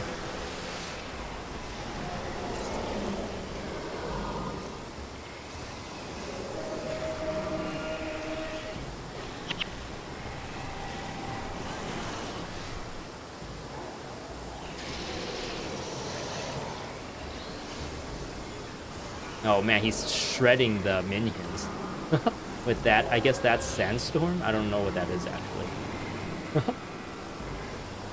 No, I haven't picked up the gold yet. Oh! What is that?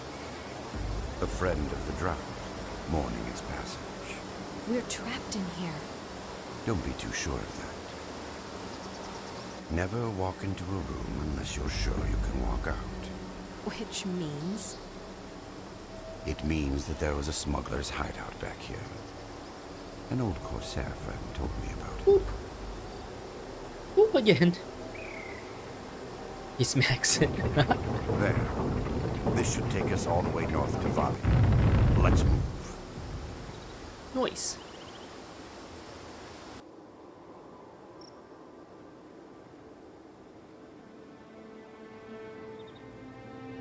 You slot. Oh, I didn't read a bunch of this.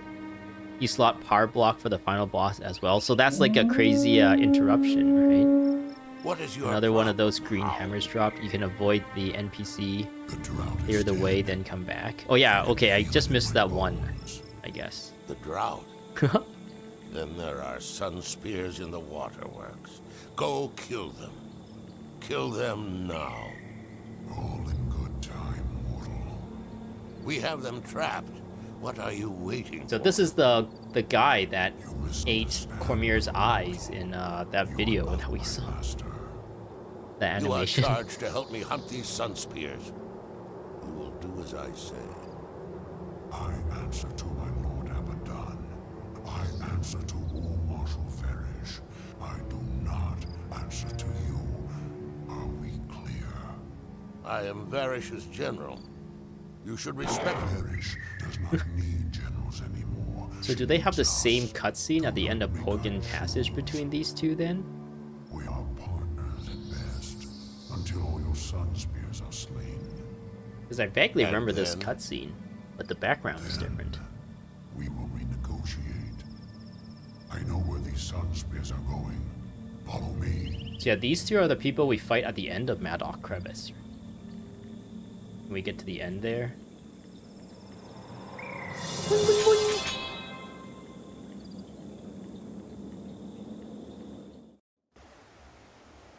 Alright. Yeah, I'm thinking maybe I will do a second stream, another stream at some point. Maybe next week. I don't know, maybe tomorrow. Of, some of the, like, the fortune teller one, the Titan quest chain in the Realm of Torment. But yeah, I do want to do this one as well today, and I think in between, I want to be able to level up at least Mastery Whispers, and hopefully like Gorin and Acolyte Sosuke as well. But yeah, I think I might have to do another one because I am at 2 hours, and I've kind of given me a little bit of a rule where I don't want to go over 2 hours too much. But I don't know. I've always been breaking that rule, and when 2 hours roll around, I start like thinking about wrapping things up. But I do still want to do this mission today, so I think I'll do this mission today, and yeah, probably wrap things up and end the stream after this, and then we will come back to this and maybe do more Joko stuff, Realm of Torment stuff, and then that will be the last Nightfall stream before like Isle of the North, or I guess before heading back into Ender Magnolia. Should be a number of new secondary quests available now that Master and Gorin are available. Yeah, I didn't even do the Norgu one. Oh no, I did one of the Norgu ones. I think there's 2 Norgu quests. One that leads you to getting Norgu, and then after you get Norgu, you get another quest to do. But I didn't do the second one yet. And yeah, now that I got Gorin, I would get those 2 quests as well. Like the... no, the one quest. I think it's called Gorin's Stuff. Apparently he left a bunch of stuff in the... is it Dasha Vestibule? He left a bunch of stuff in the treasure vault. Or something like that. And it turns out it's like a pet of some kind, I think. I don't remember. But yeah, let's go here and do the other Master Whispers mission. This one is tricky, actually. I do have a minion master now. But yeah, and he can heal. So what happens is, let me see. So here there's like these 3 dots here. I don't know if you can see very well. There's this dot, and this dot. And these are like these are like artillery of some kind. I don't remember exactly how they work. But essentially we need to protect these 3 places.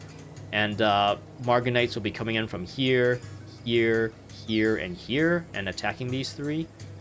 Right off the bat, you would be given a platoon of Whisper agents. And I usually just send them all to one.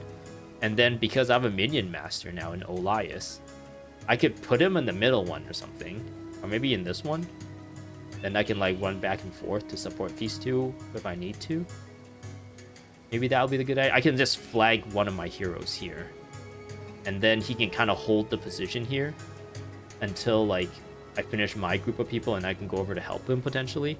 And he's a healer too, so he can like heal himself. Wait, this one cannot self-target, but at least this one he can self-target. So he can kind of sustain himself, hopefully. And maybe his minions can help him survive the fight long enough for me to get to him. Yeah, you hate this mission. That's why you prefer Margaret. Yeah, I don't really like this mission either. There's just so much running around. And yeah, at some point you have to fight like a bunch of bosses at the same time. So that's a little bit annoying too, but we are fighting Margonites here, so I can put this back. And I might as well just put Well of Suffering back, since we are going to be split from... Or Well of Blood. We are going to be split from Olias, right? I wonder if Olias is going to be able to support himself. Maybe I can put a Mesmer with him.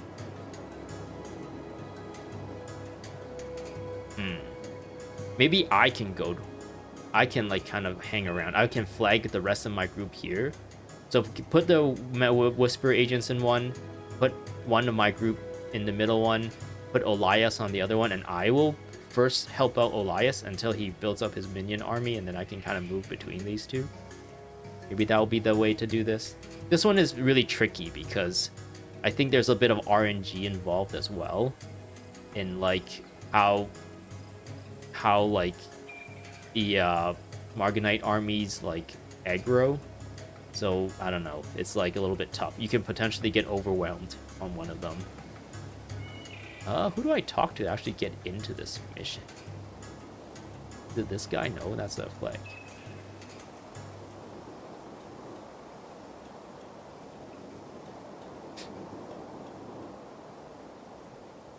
Did this guy? No, that's not it. Hello? Maybe it's this person. Even though this person has the exclamation mark, it could potentially be also this person giving the mission. You're about to defend the citadel. Our scouts have reported enemy forces on the movement of the assault in Jagun Citadel is imminent. Will you fight with us? Okay, yeah, this is the mission. Okay. Mission. Alright, Omtur the Mighty. When you're ready, this portal will take you down to the front lines. Now, go push back those Cornets and demons. Let them feel the wrath of our siege weapons. They shall not take Valley while we are still standing. So the scary thing right now, I think, is that Master Whisper... Oh, he's level 19. Let's, I can't really do much. I guess blood... that's not gonna do much. I can't really do much there. Okay, we'll put this person... east. We'll send them all in the east.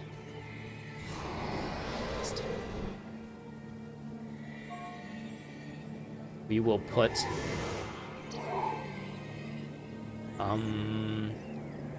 Elias... here? Oop. Actually, no, Elias, come back. Come back, Elias. Get your minions, get your minions. Like, bring your gaze. Okay, the rest of you can be here, and Elias can be, like, down here, I think. Or maybe, like... yeah, down here. Okay. Who's fighting up there?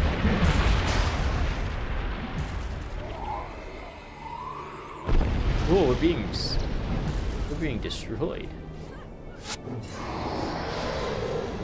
Okay, what is the mission here, actually? Bombard is still functioning.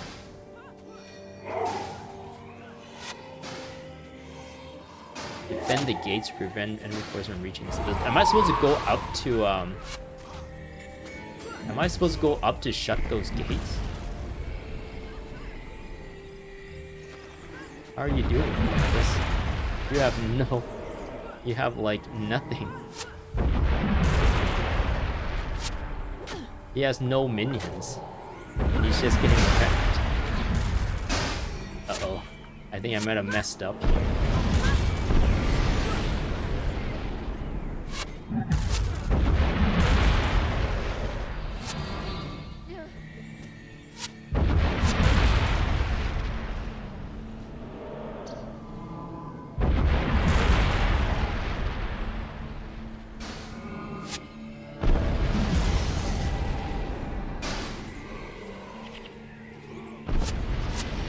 What are the guys over there doing? Am I supposed to... I don't remember if I'm just supposed to fight waves or guys, or do I actually need to walk up there and shut those portals? I think I just need to fight waves of guys. And then a boss would eventually appear, and then when you defeat the boss is what shuts those portals. Okay, luckily we have General Morgan, which is making us run faster, so I can run between the things.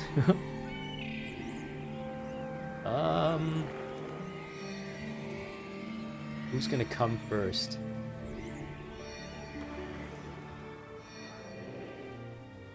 Nightfall approaches. There will be no redemption for heretics.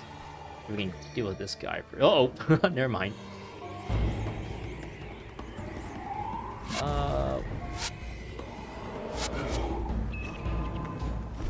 Okay, those guys aren't moving.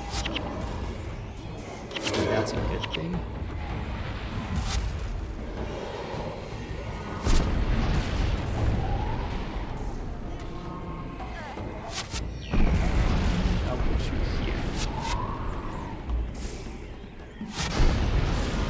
are they doing? Oh, they're not doing good. Oh, uh-oh. There's guys here. Did I lose this one already? Oh, we're about to lose this one.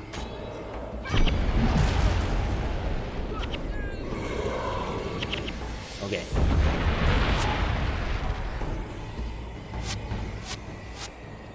Are they doing okay? It looks like they're doing fine. Okay, let's deal with this guy right here.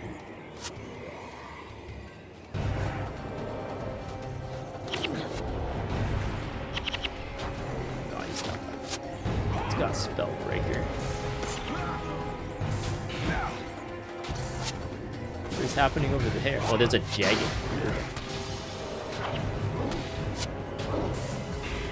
Is there anything you can do, old Hyas? I think I need to help him.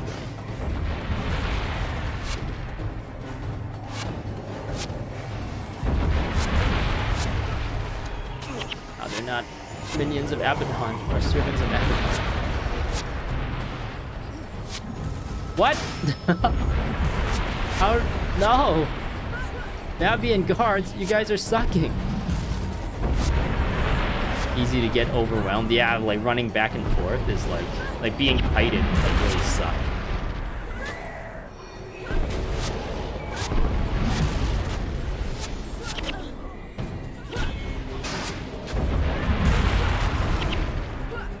It sucked that Elias didn't really get an opportunity to build up his minions.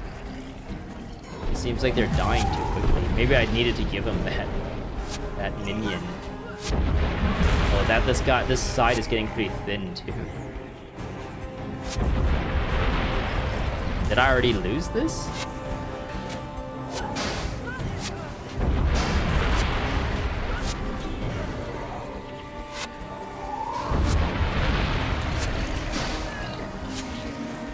I take out the bosses from right to left, running back each time to regroup. Okay. Go destroy this guy. I hope that guy is doing okay. Okay, they're at the center again. Elias? You guys stay here.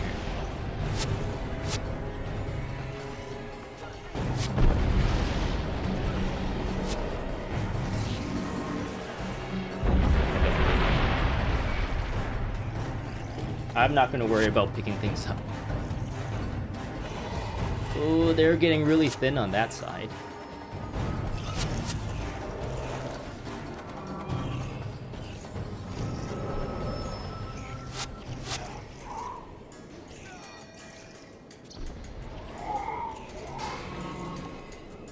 Okay. I'll go back. Where's all your minions? Oh, they're all the way up here. Okay, we're running back and forth.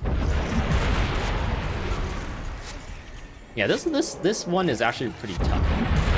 You kind of have to like really pay attention to where everything is. Yeah, we have to deal with this too.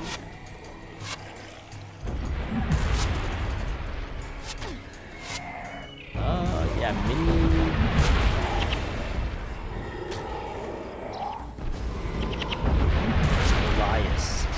Elias, come up here.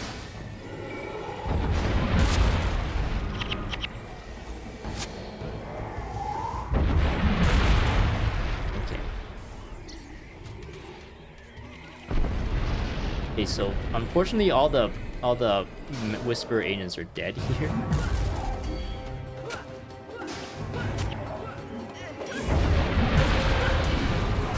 But it looks like that side is okay because we already closed that rift.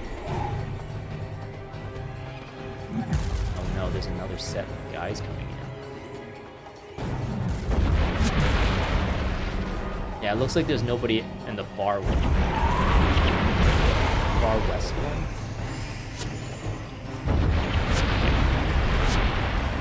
Oh.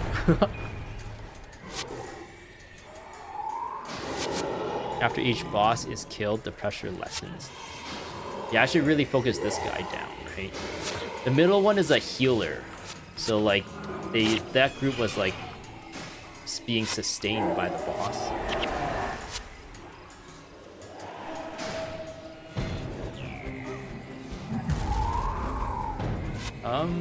You guys stay here. I will help Elias.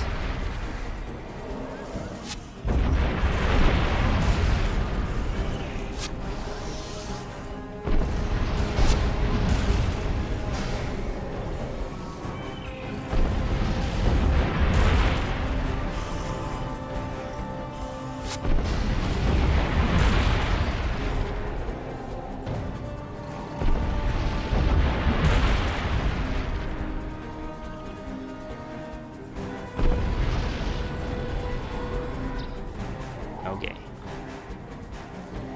Go for this guy.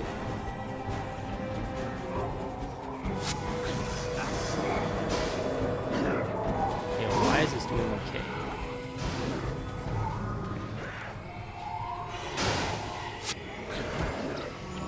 Nice. One more group got birthed out of that before it disappeared. Okay, it looks like we're doing okay here. Going right to left and applicable sequences are safe from attacks. It looks like the far one is safe right now. Maybe?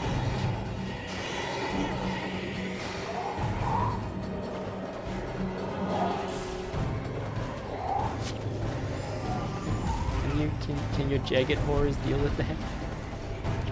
We just need to kill one more guy and we'll be there really soon, Elias. We got instant fallback from Master Whispers there. Yeah. Nice. Okay.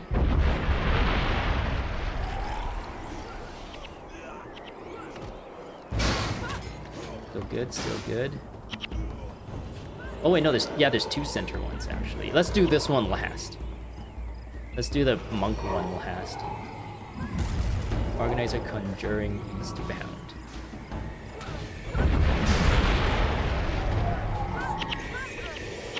Oh, these are Cornins. They're not servants of Abaddon yet. I guess we can tap this real quick. It looks like Elias, maybe I can move him up slightly. And these Vabian guards are doing an okay job.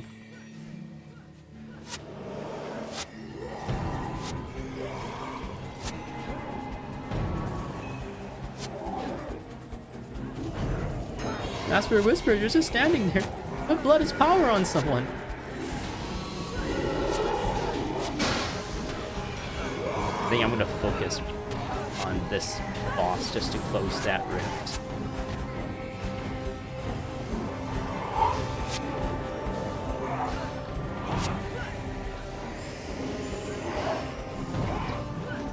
Nice. Ooh, it was really tense at the beginning there, but it seems like I crawled my way out of that, the danger. I feel a little bit more comfortable now. So yeah, we can move Elias up a little bit more. And then we can kind of pincer the last one. I'm actually pretty... the minion... Elias the minion master is pretty fun.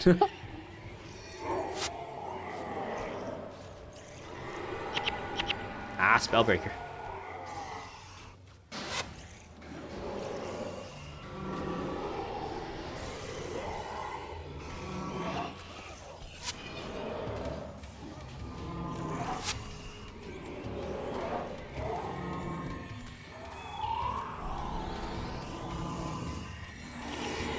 Woo!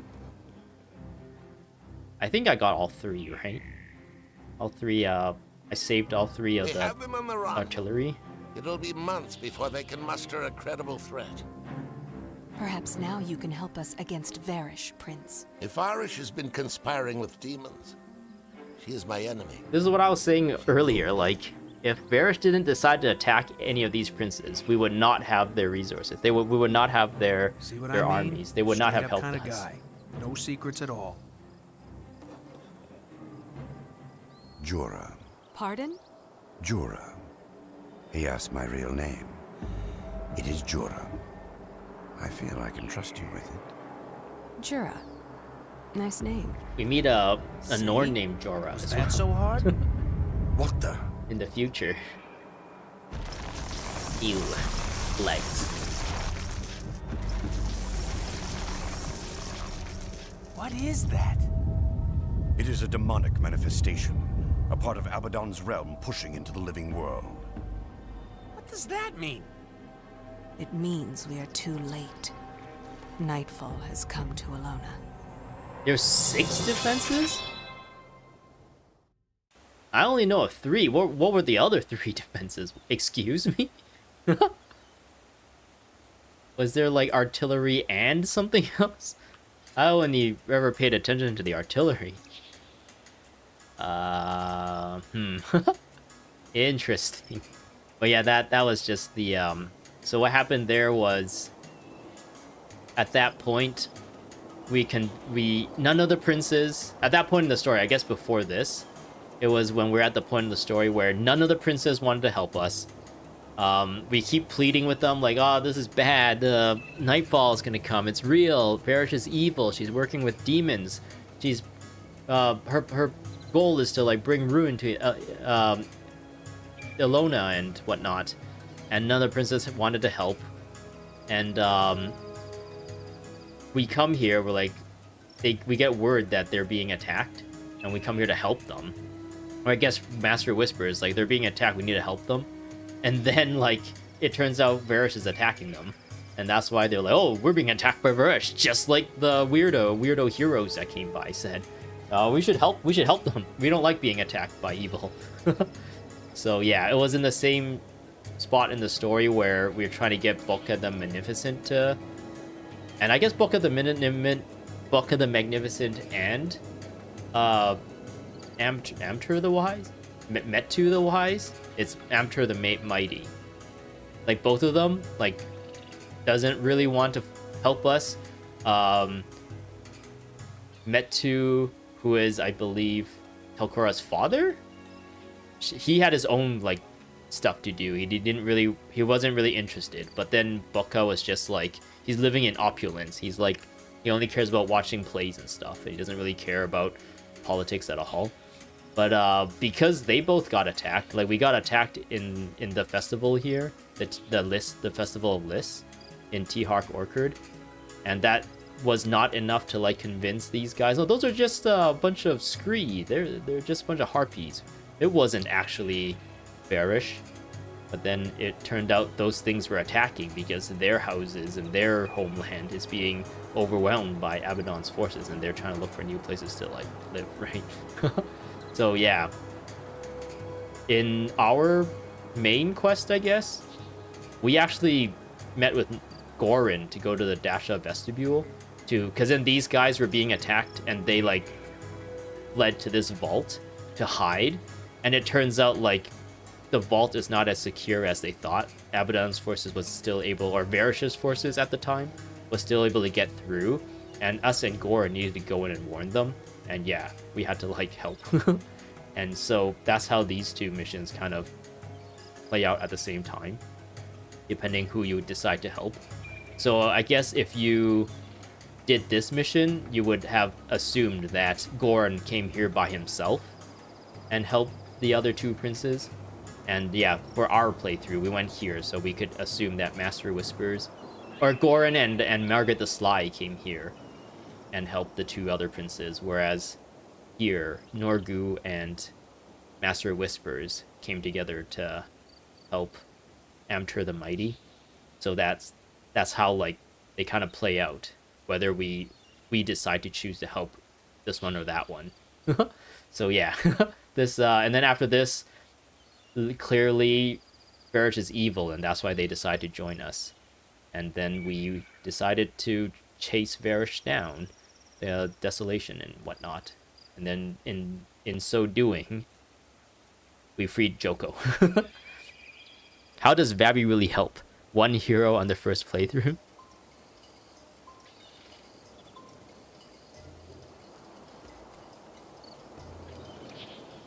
Wait. Am I missing something here? After each boss is killed, the brusher's lesson. I think I read that already.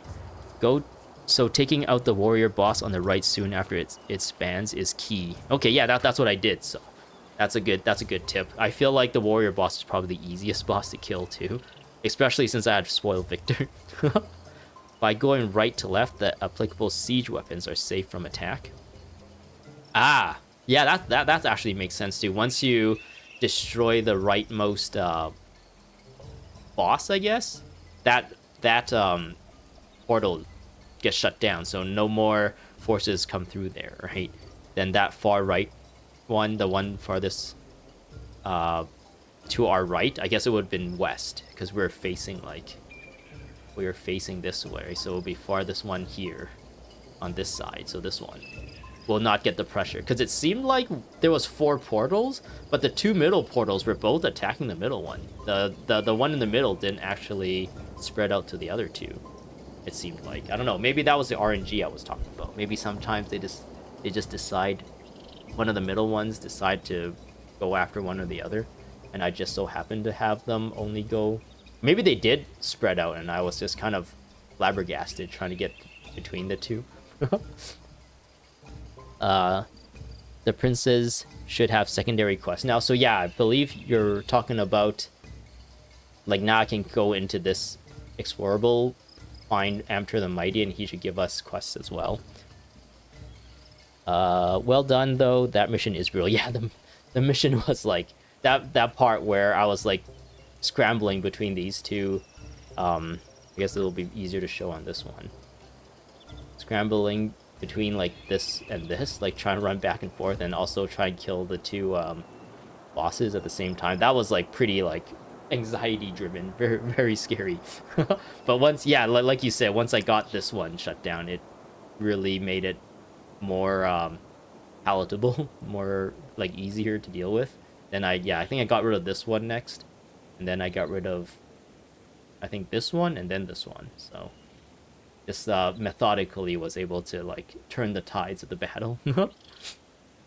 How does Vabi really help one hero on their first playthrough from a story standpoint? I don't know. I honestly don't know how Vabi helps, because you could argue that the moment we freed Cormier, we could have freed Joko as well, and then like try to even get here before Varish even reaches the Mouth of Torment and tries to open up the barrier, right? But then I guess maybe some people might argue that if we didn't get the 3 princes on our side, Varish would have essentially like turned everyone here into like minions of Abaddon, and then we'll have like the Vabians to deal with as well or something.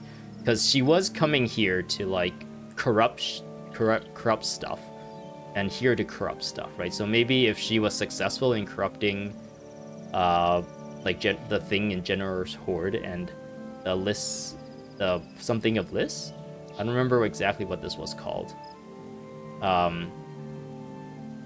Maybe that would have given her like more power. I don't know. They didn't really talk about that all too much, why Varish decided. I joke that the reason why we got help from the 3 princes was because Varish made the mistake of like aggroing them and turning them against her.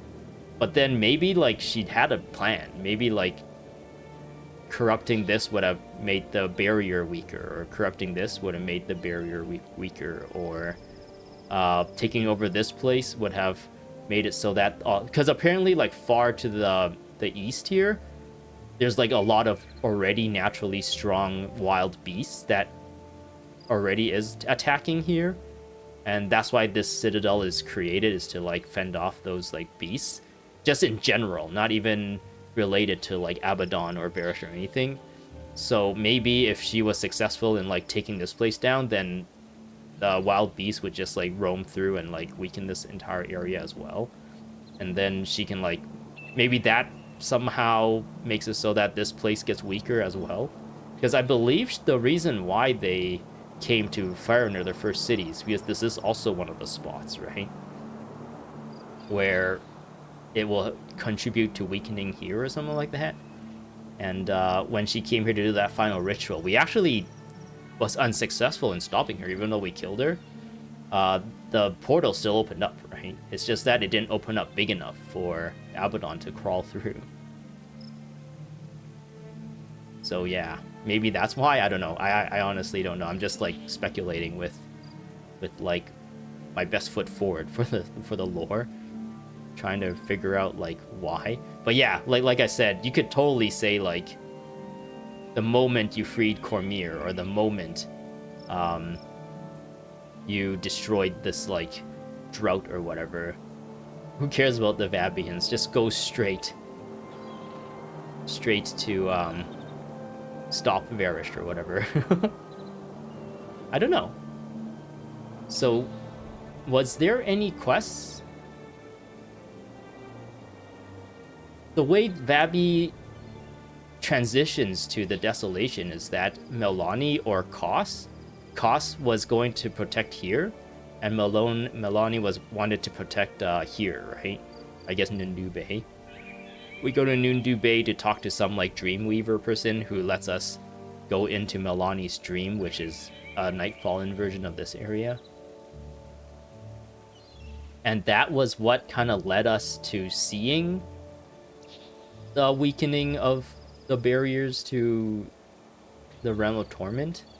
And that's what kind of like brought us to free Joko, I think, like over here. He books it up here. And then that's why we found out that Varish is like trekking through the Desolation to get to this point, this spot here.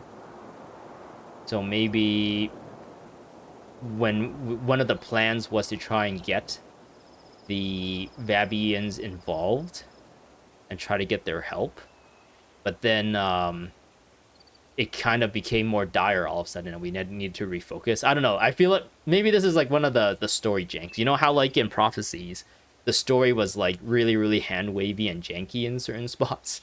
Like, Prince Rurik is dead, and we've crossed the Shiver Peaks though, so we're White Mantle now, and it's just like really hand wavy. You just kind of have to go with it. I feel like that was kind of like what was happening here, where it's just like, we wanted the help from the Babbies, and guess what? We got the help. So we're just going to move on to the next thing. How do we move on to the next thing? Melani has a nightmare, and because of that, we need to go through the Desolation. Sure, and then you just go with it. I feel like maybe that's like the reality of the story, and I'm just trying to like justify it with like I'm like coping for the story to try and make it make sense. I think Talcora should have left the team and returned in Vabi.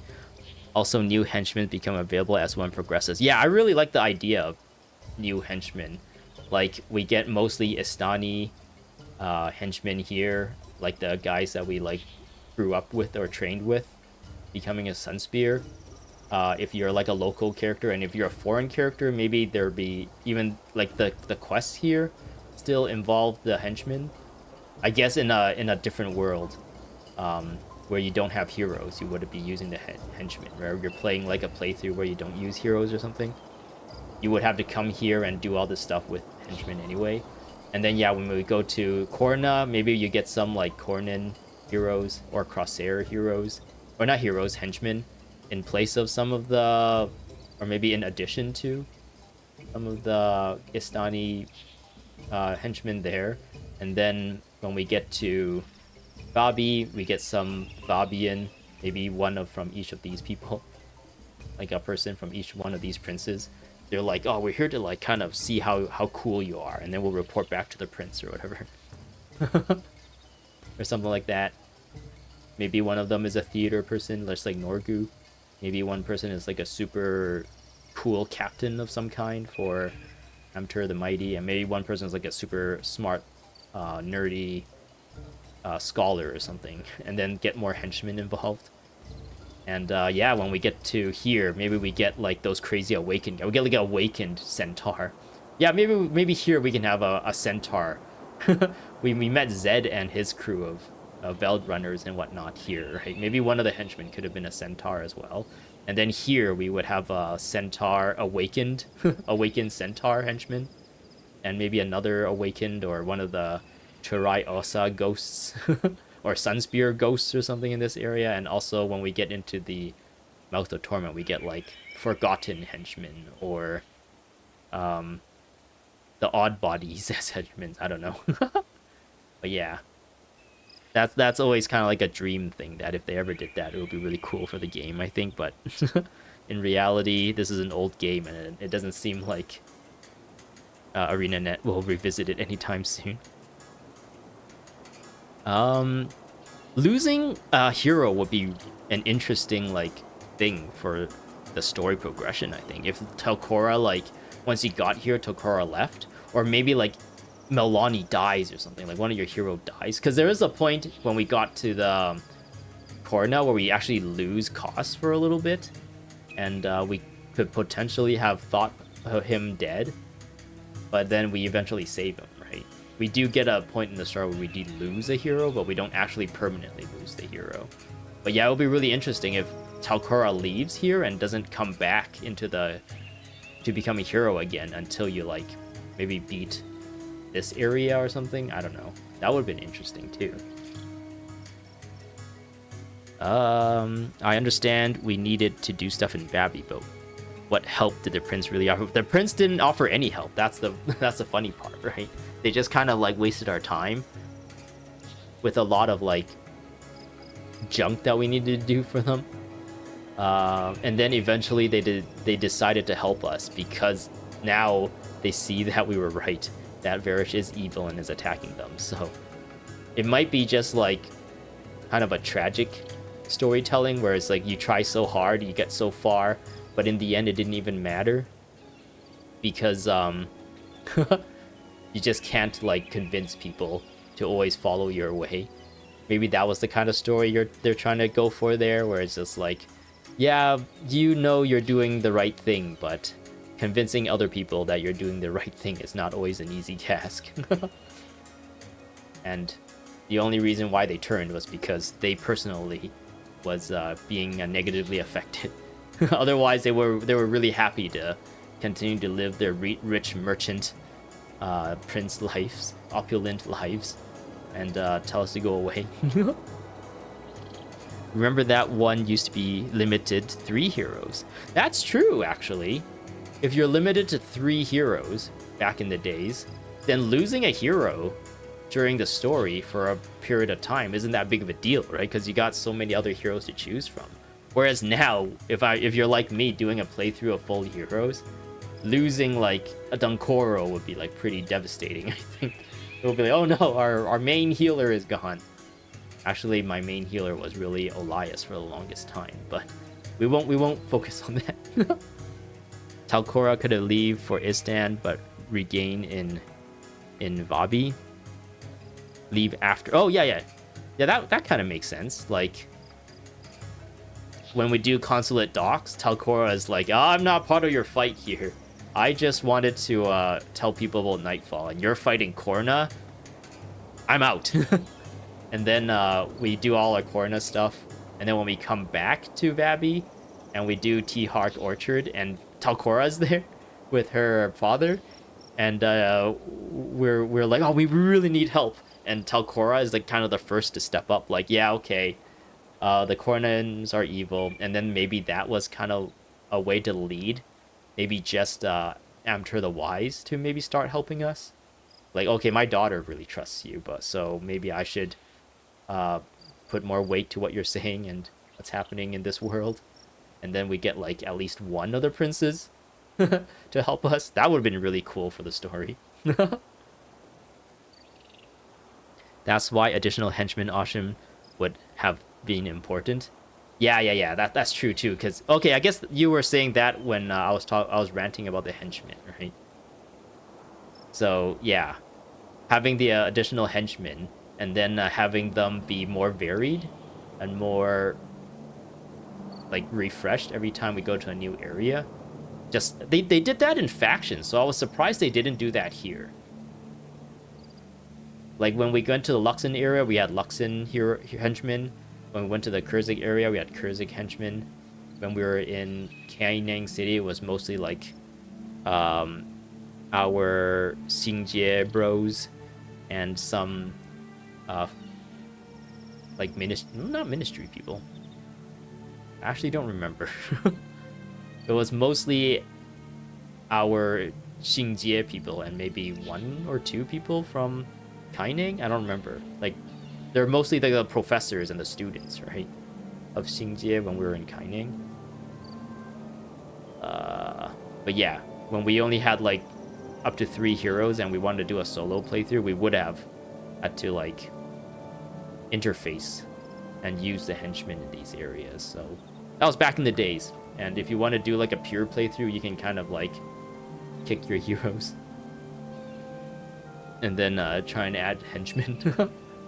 But I think most people playing through this game solo nowadays would probably take advantage of as much heroes as they can, especially if they are veterans of the game. I feel like for me, I'm having a lot of fun since I have like skills unlocked for some of the other professions. It is fun to like throw a build on the heroes, but I guess new players, especially first time players, they might not have all the skills for all their heroes. So maybe even then, even if they have access to all their heroes, they might still have to rely on henchmen just because maybe the builds for them is like better than what they can muster for their heroes. They can like maybe give them better equipment and level them up for the most part. But other than that, it would be very costly. I think they would have to do a lot of farming in order to try and unlock things for their heroes. Heroes get XP when you turn in quests. Remember that for Sosuke and Gorin. Yeah, I guess that's another thing like new players can do too, is like min-max the experience. Add only your favorite heroes to the party before accepting like party or quest rewards within outposts. So yeah, I honestly think like if I go to the Realm of Torment with Acolyte Sosuke, grab a bounty and just go in and kill like all the people, try and kill as many of the roaming mobs as possible in like Nightfall Ninja High or something, you would like level up really fast. Because the bounty gives you double XP. But if I like go around doing quests and stuff, I guess I can be more completionist if I went around doing quests and letting the low level guys absorb the XP.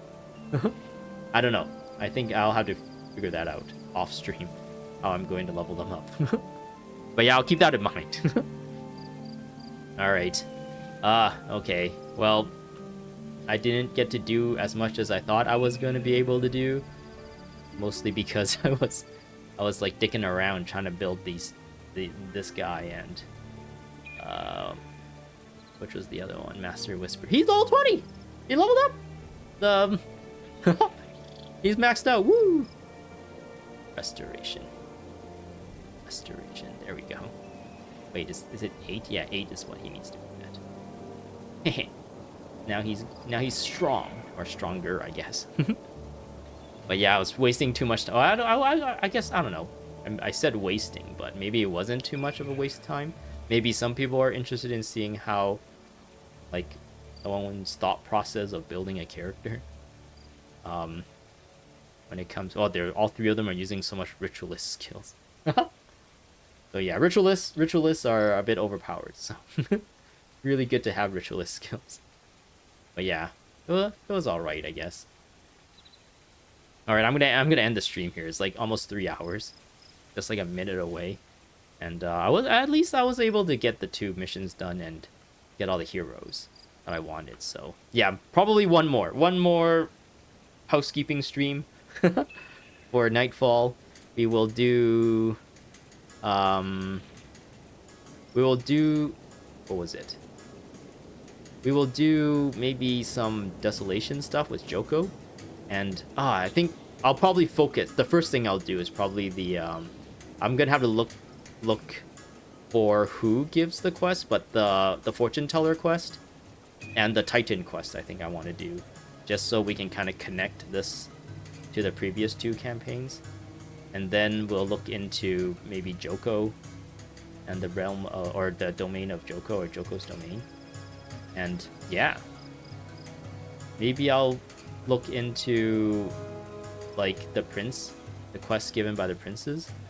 But I don't know. I don't know about that one. I don't know how much value there is in those stories. I feel like the Realm of Torment ones are like super cool in terms of connecting Nightfall with the previous 2 campaigns. But yeah, we'll see. We'll have to see. In between streams, I'll probably try and level up Dosuke and Gorin. Seeing as how Master Whisperers leveled up so quick, I feel like it'll be pretty quick to level up the other 2 as well. But yeah, showing buildcraft is important if any new player watch. Yeah, I'm hoping maybe some people who are interested in like an old game somehow comes across my streams would be able to, I don't know, kind of be interested in how my thought process is when building characters. Okay, I'm gonna end the stream now. Thanks for coming. Thanks for watching. Thanks for being in chat, Tar Heel. And yeah, thanks for I guess I should put him on the team. Thanks for this. That's really nice of you, even though you apparently got another one in between the time you gave that to me and me doing these 2 missions. You apparently already like have this back. So I guess congratulations. I don't know. Alrighty. I'm gonna go now. Hope to see you guys in the next one. We will continue more Nightfall stuff. Okay. Bye-bye. Wave. Bye-bye. Bye-bye.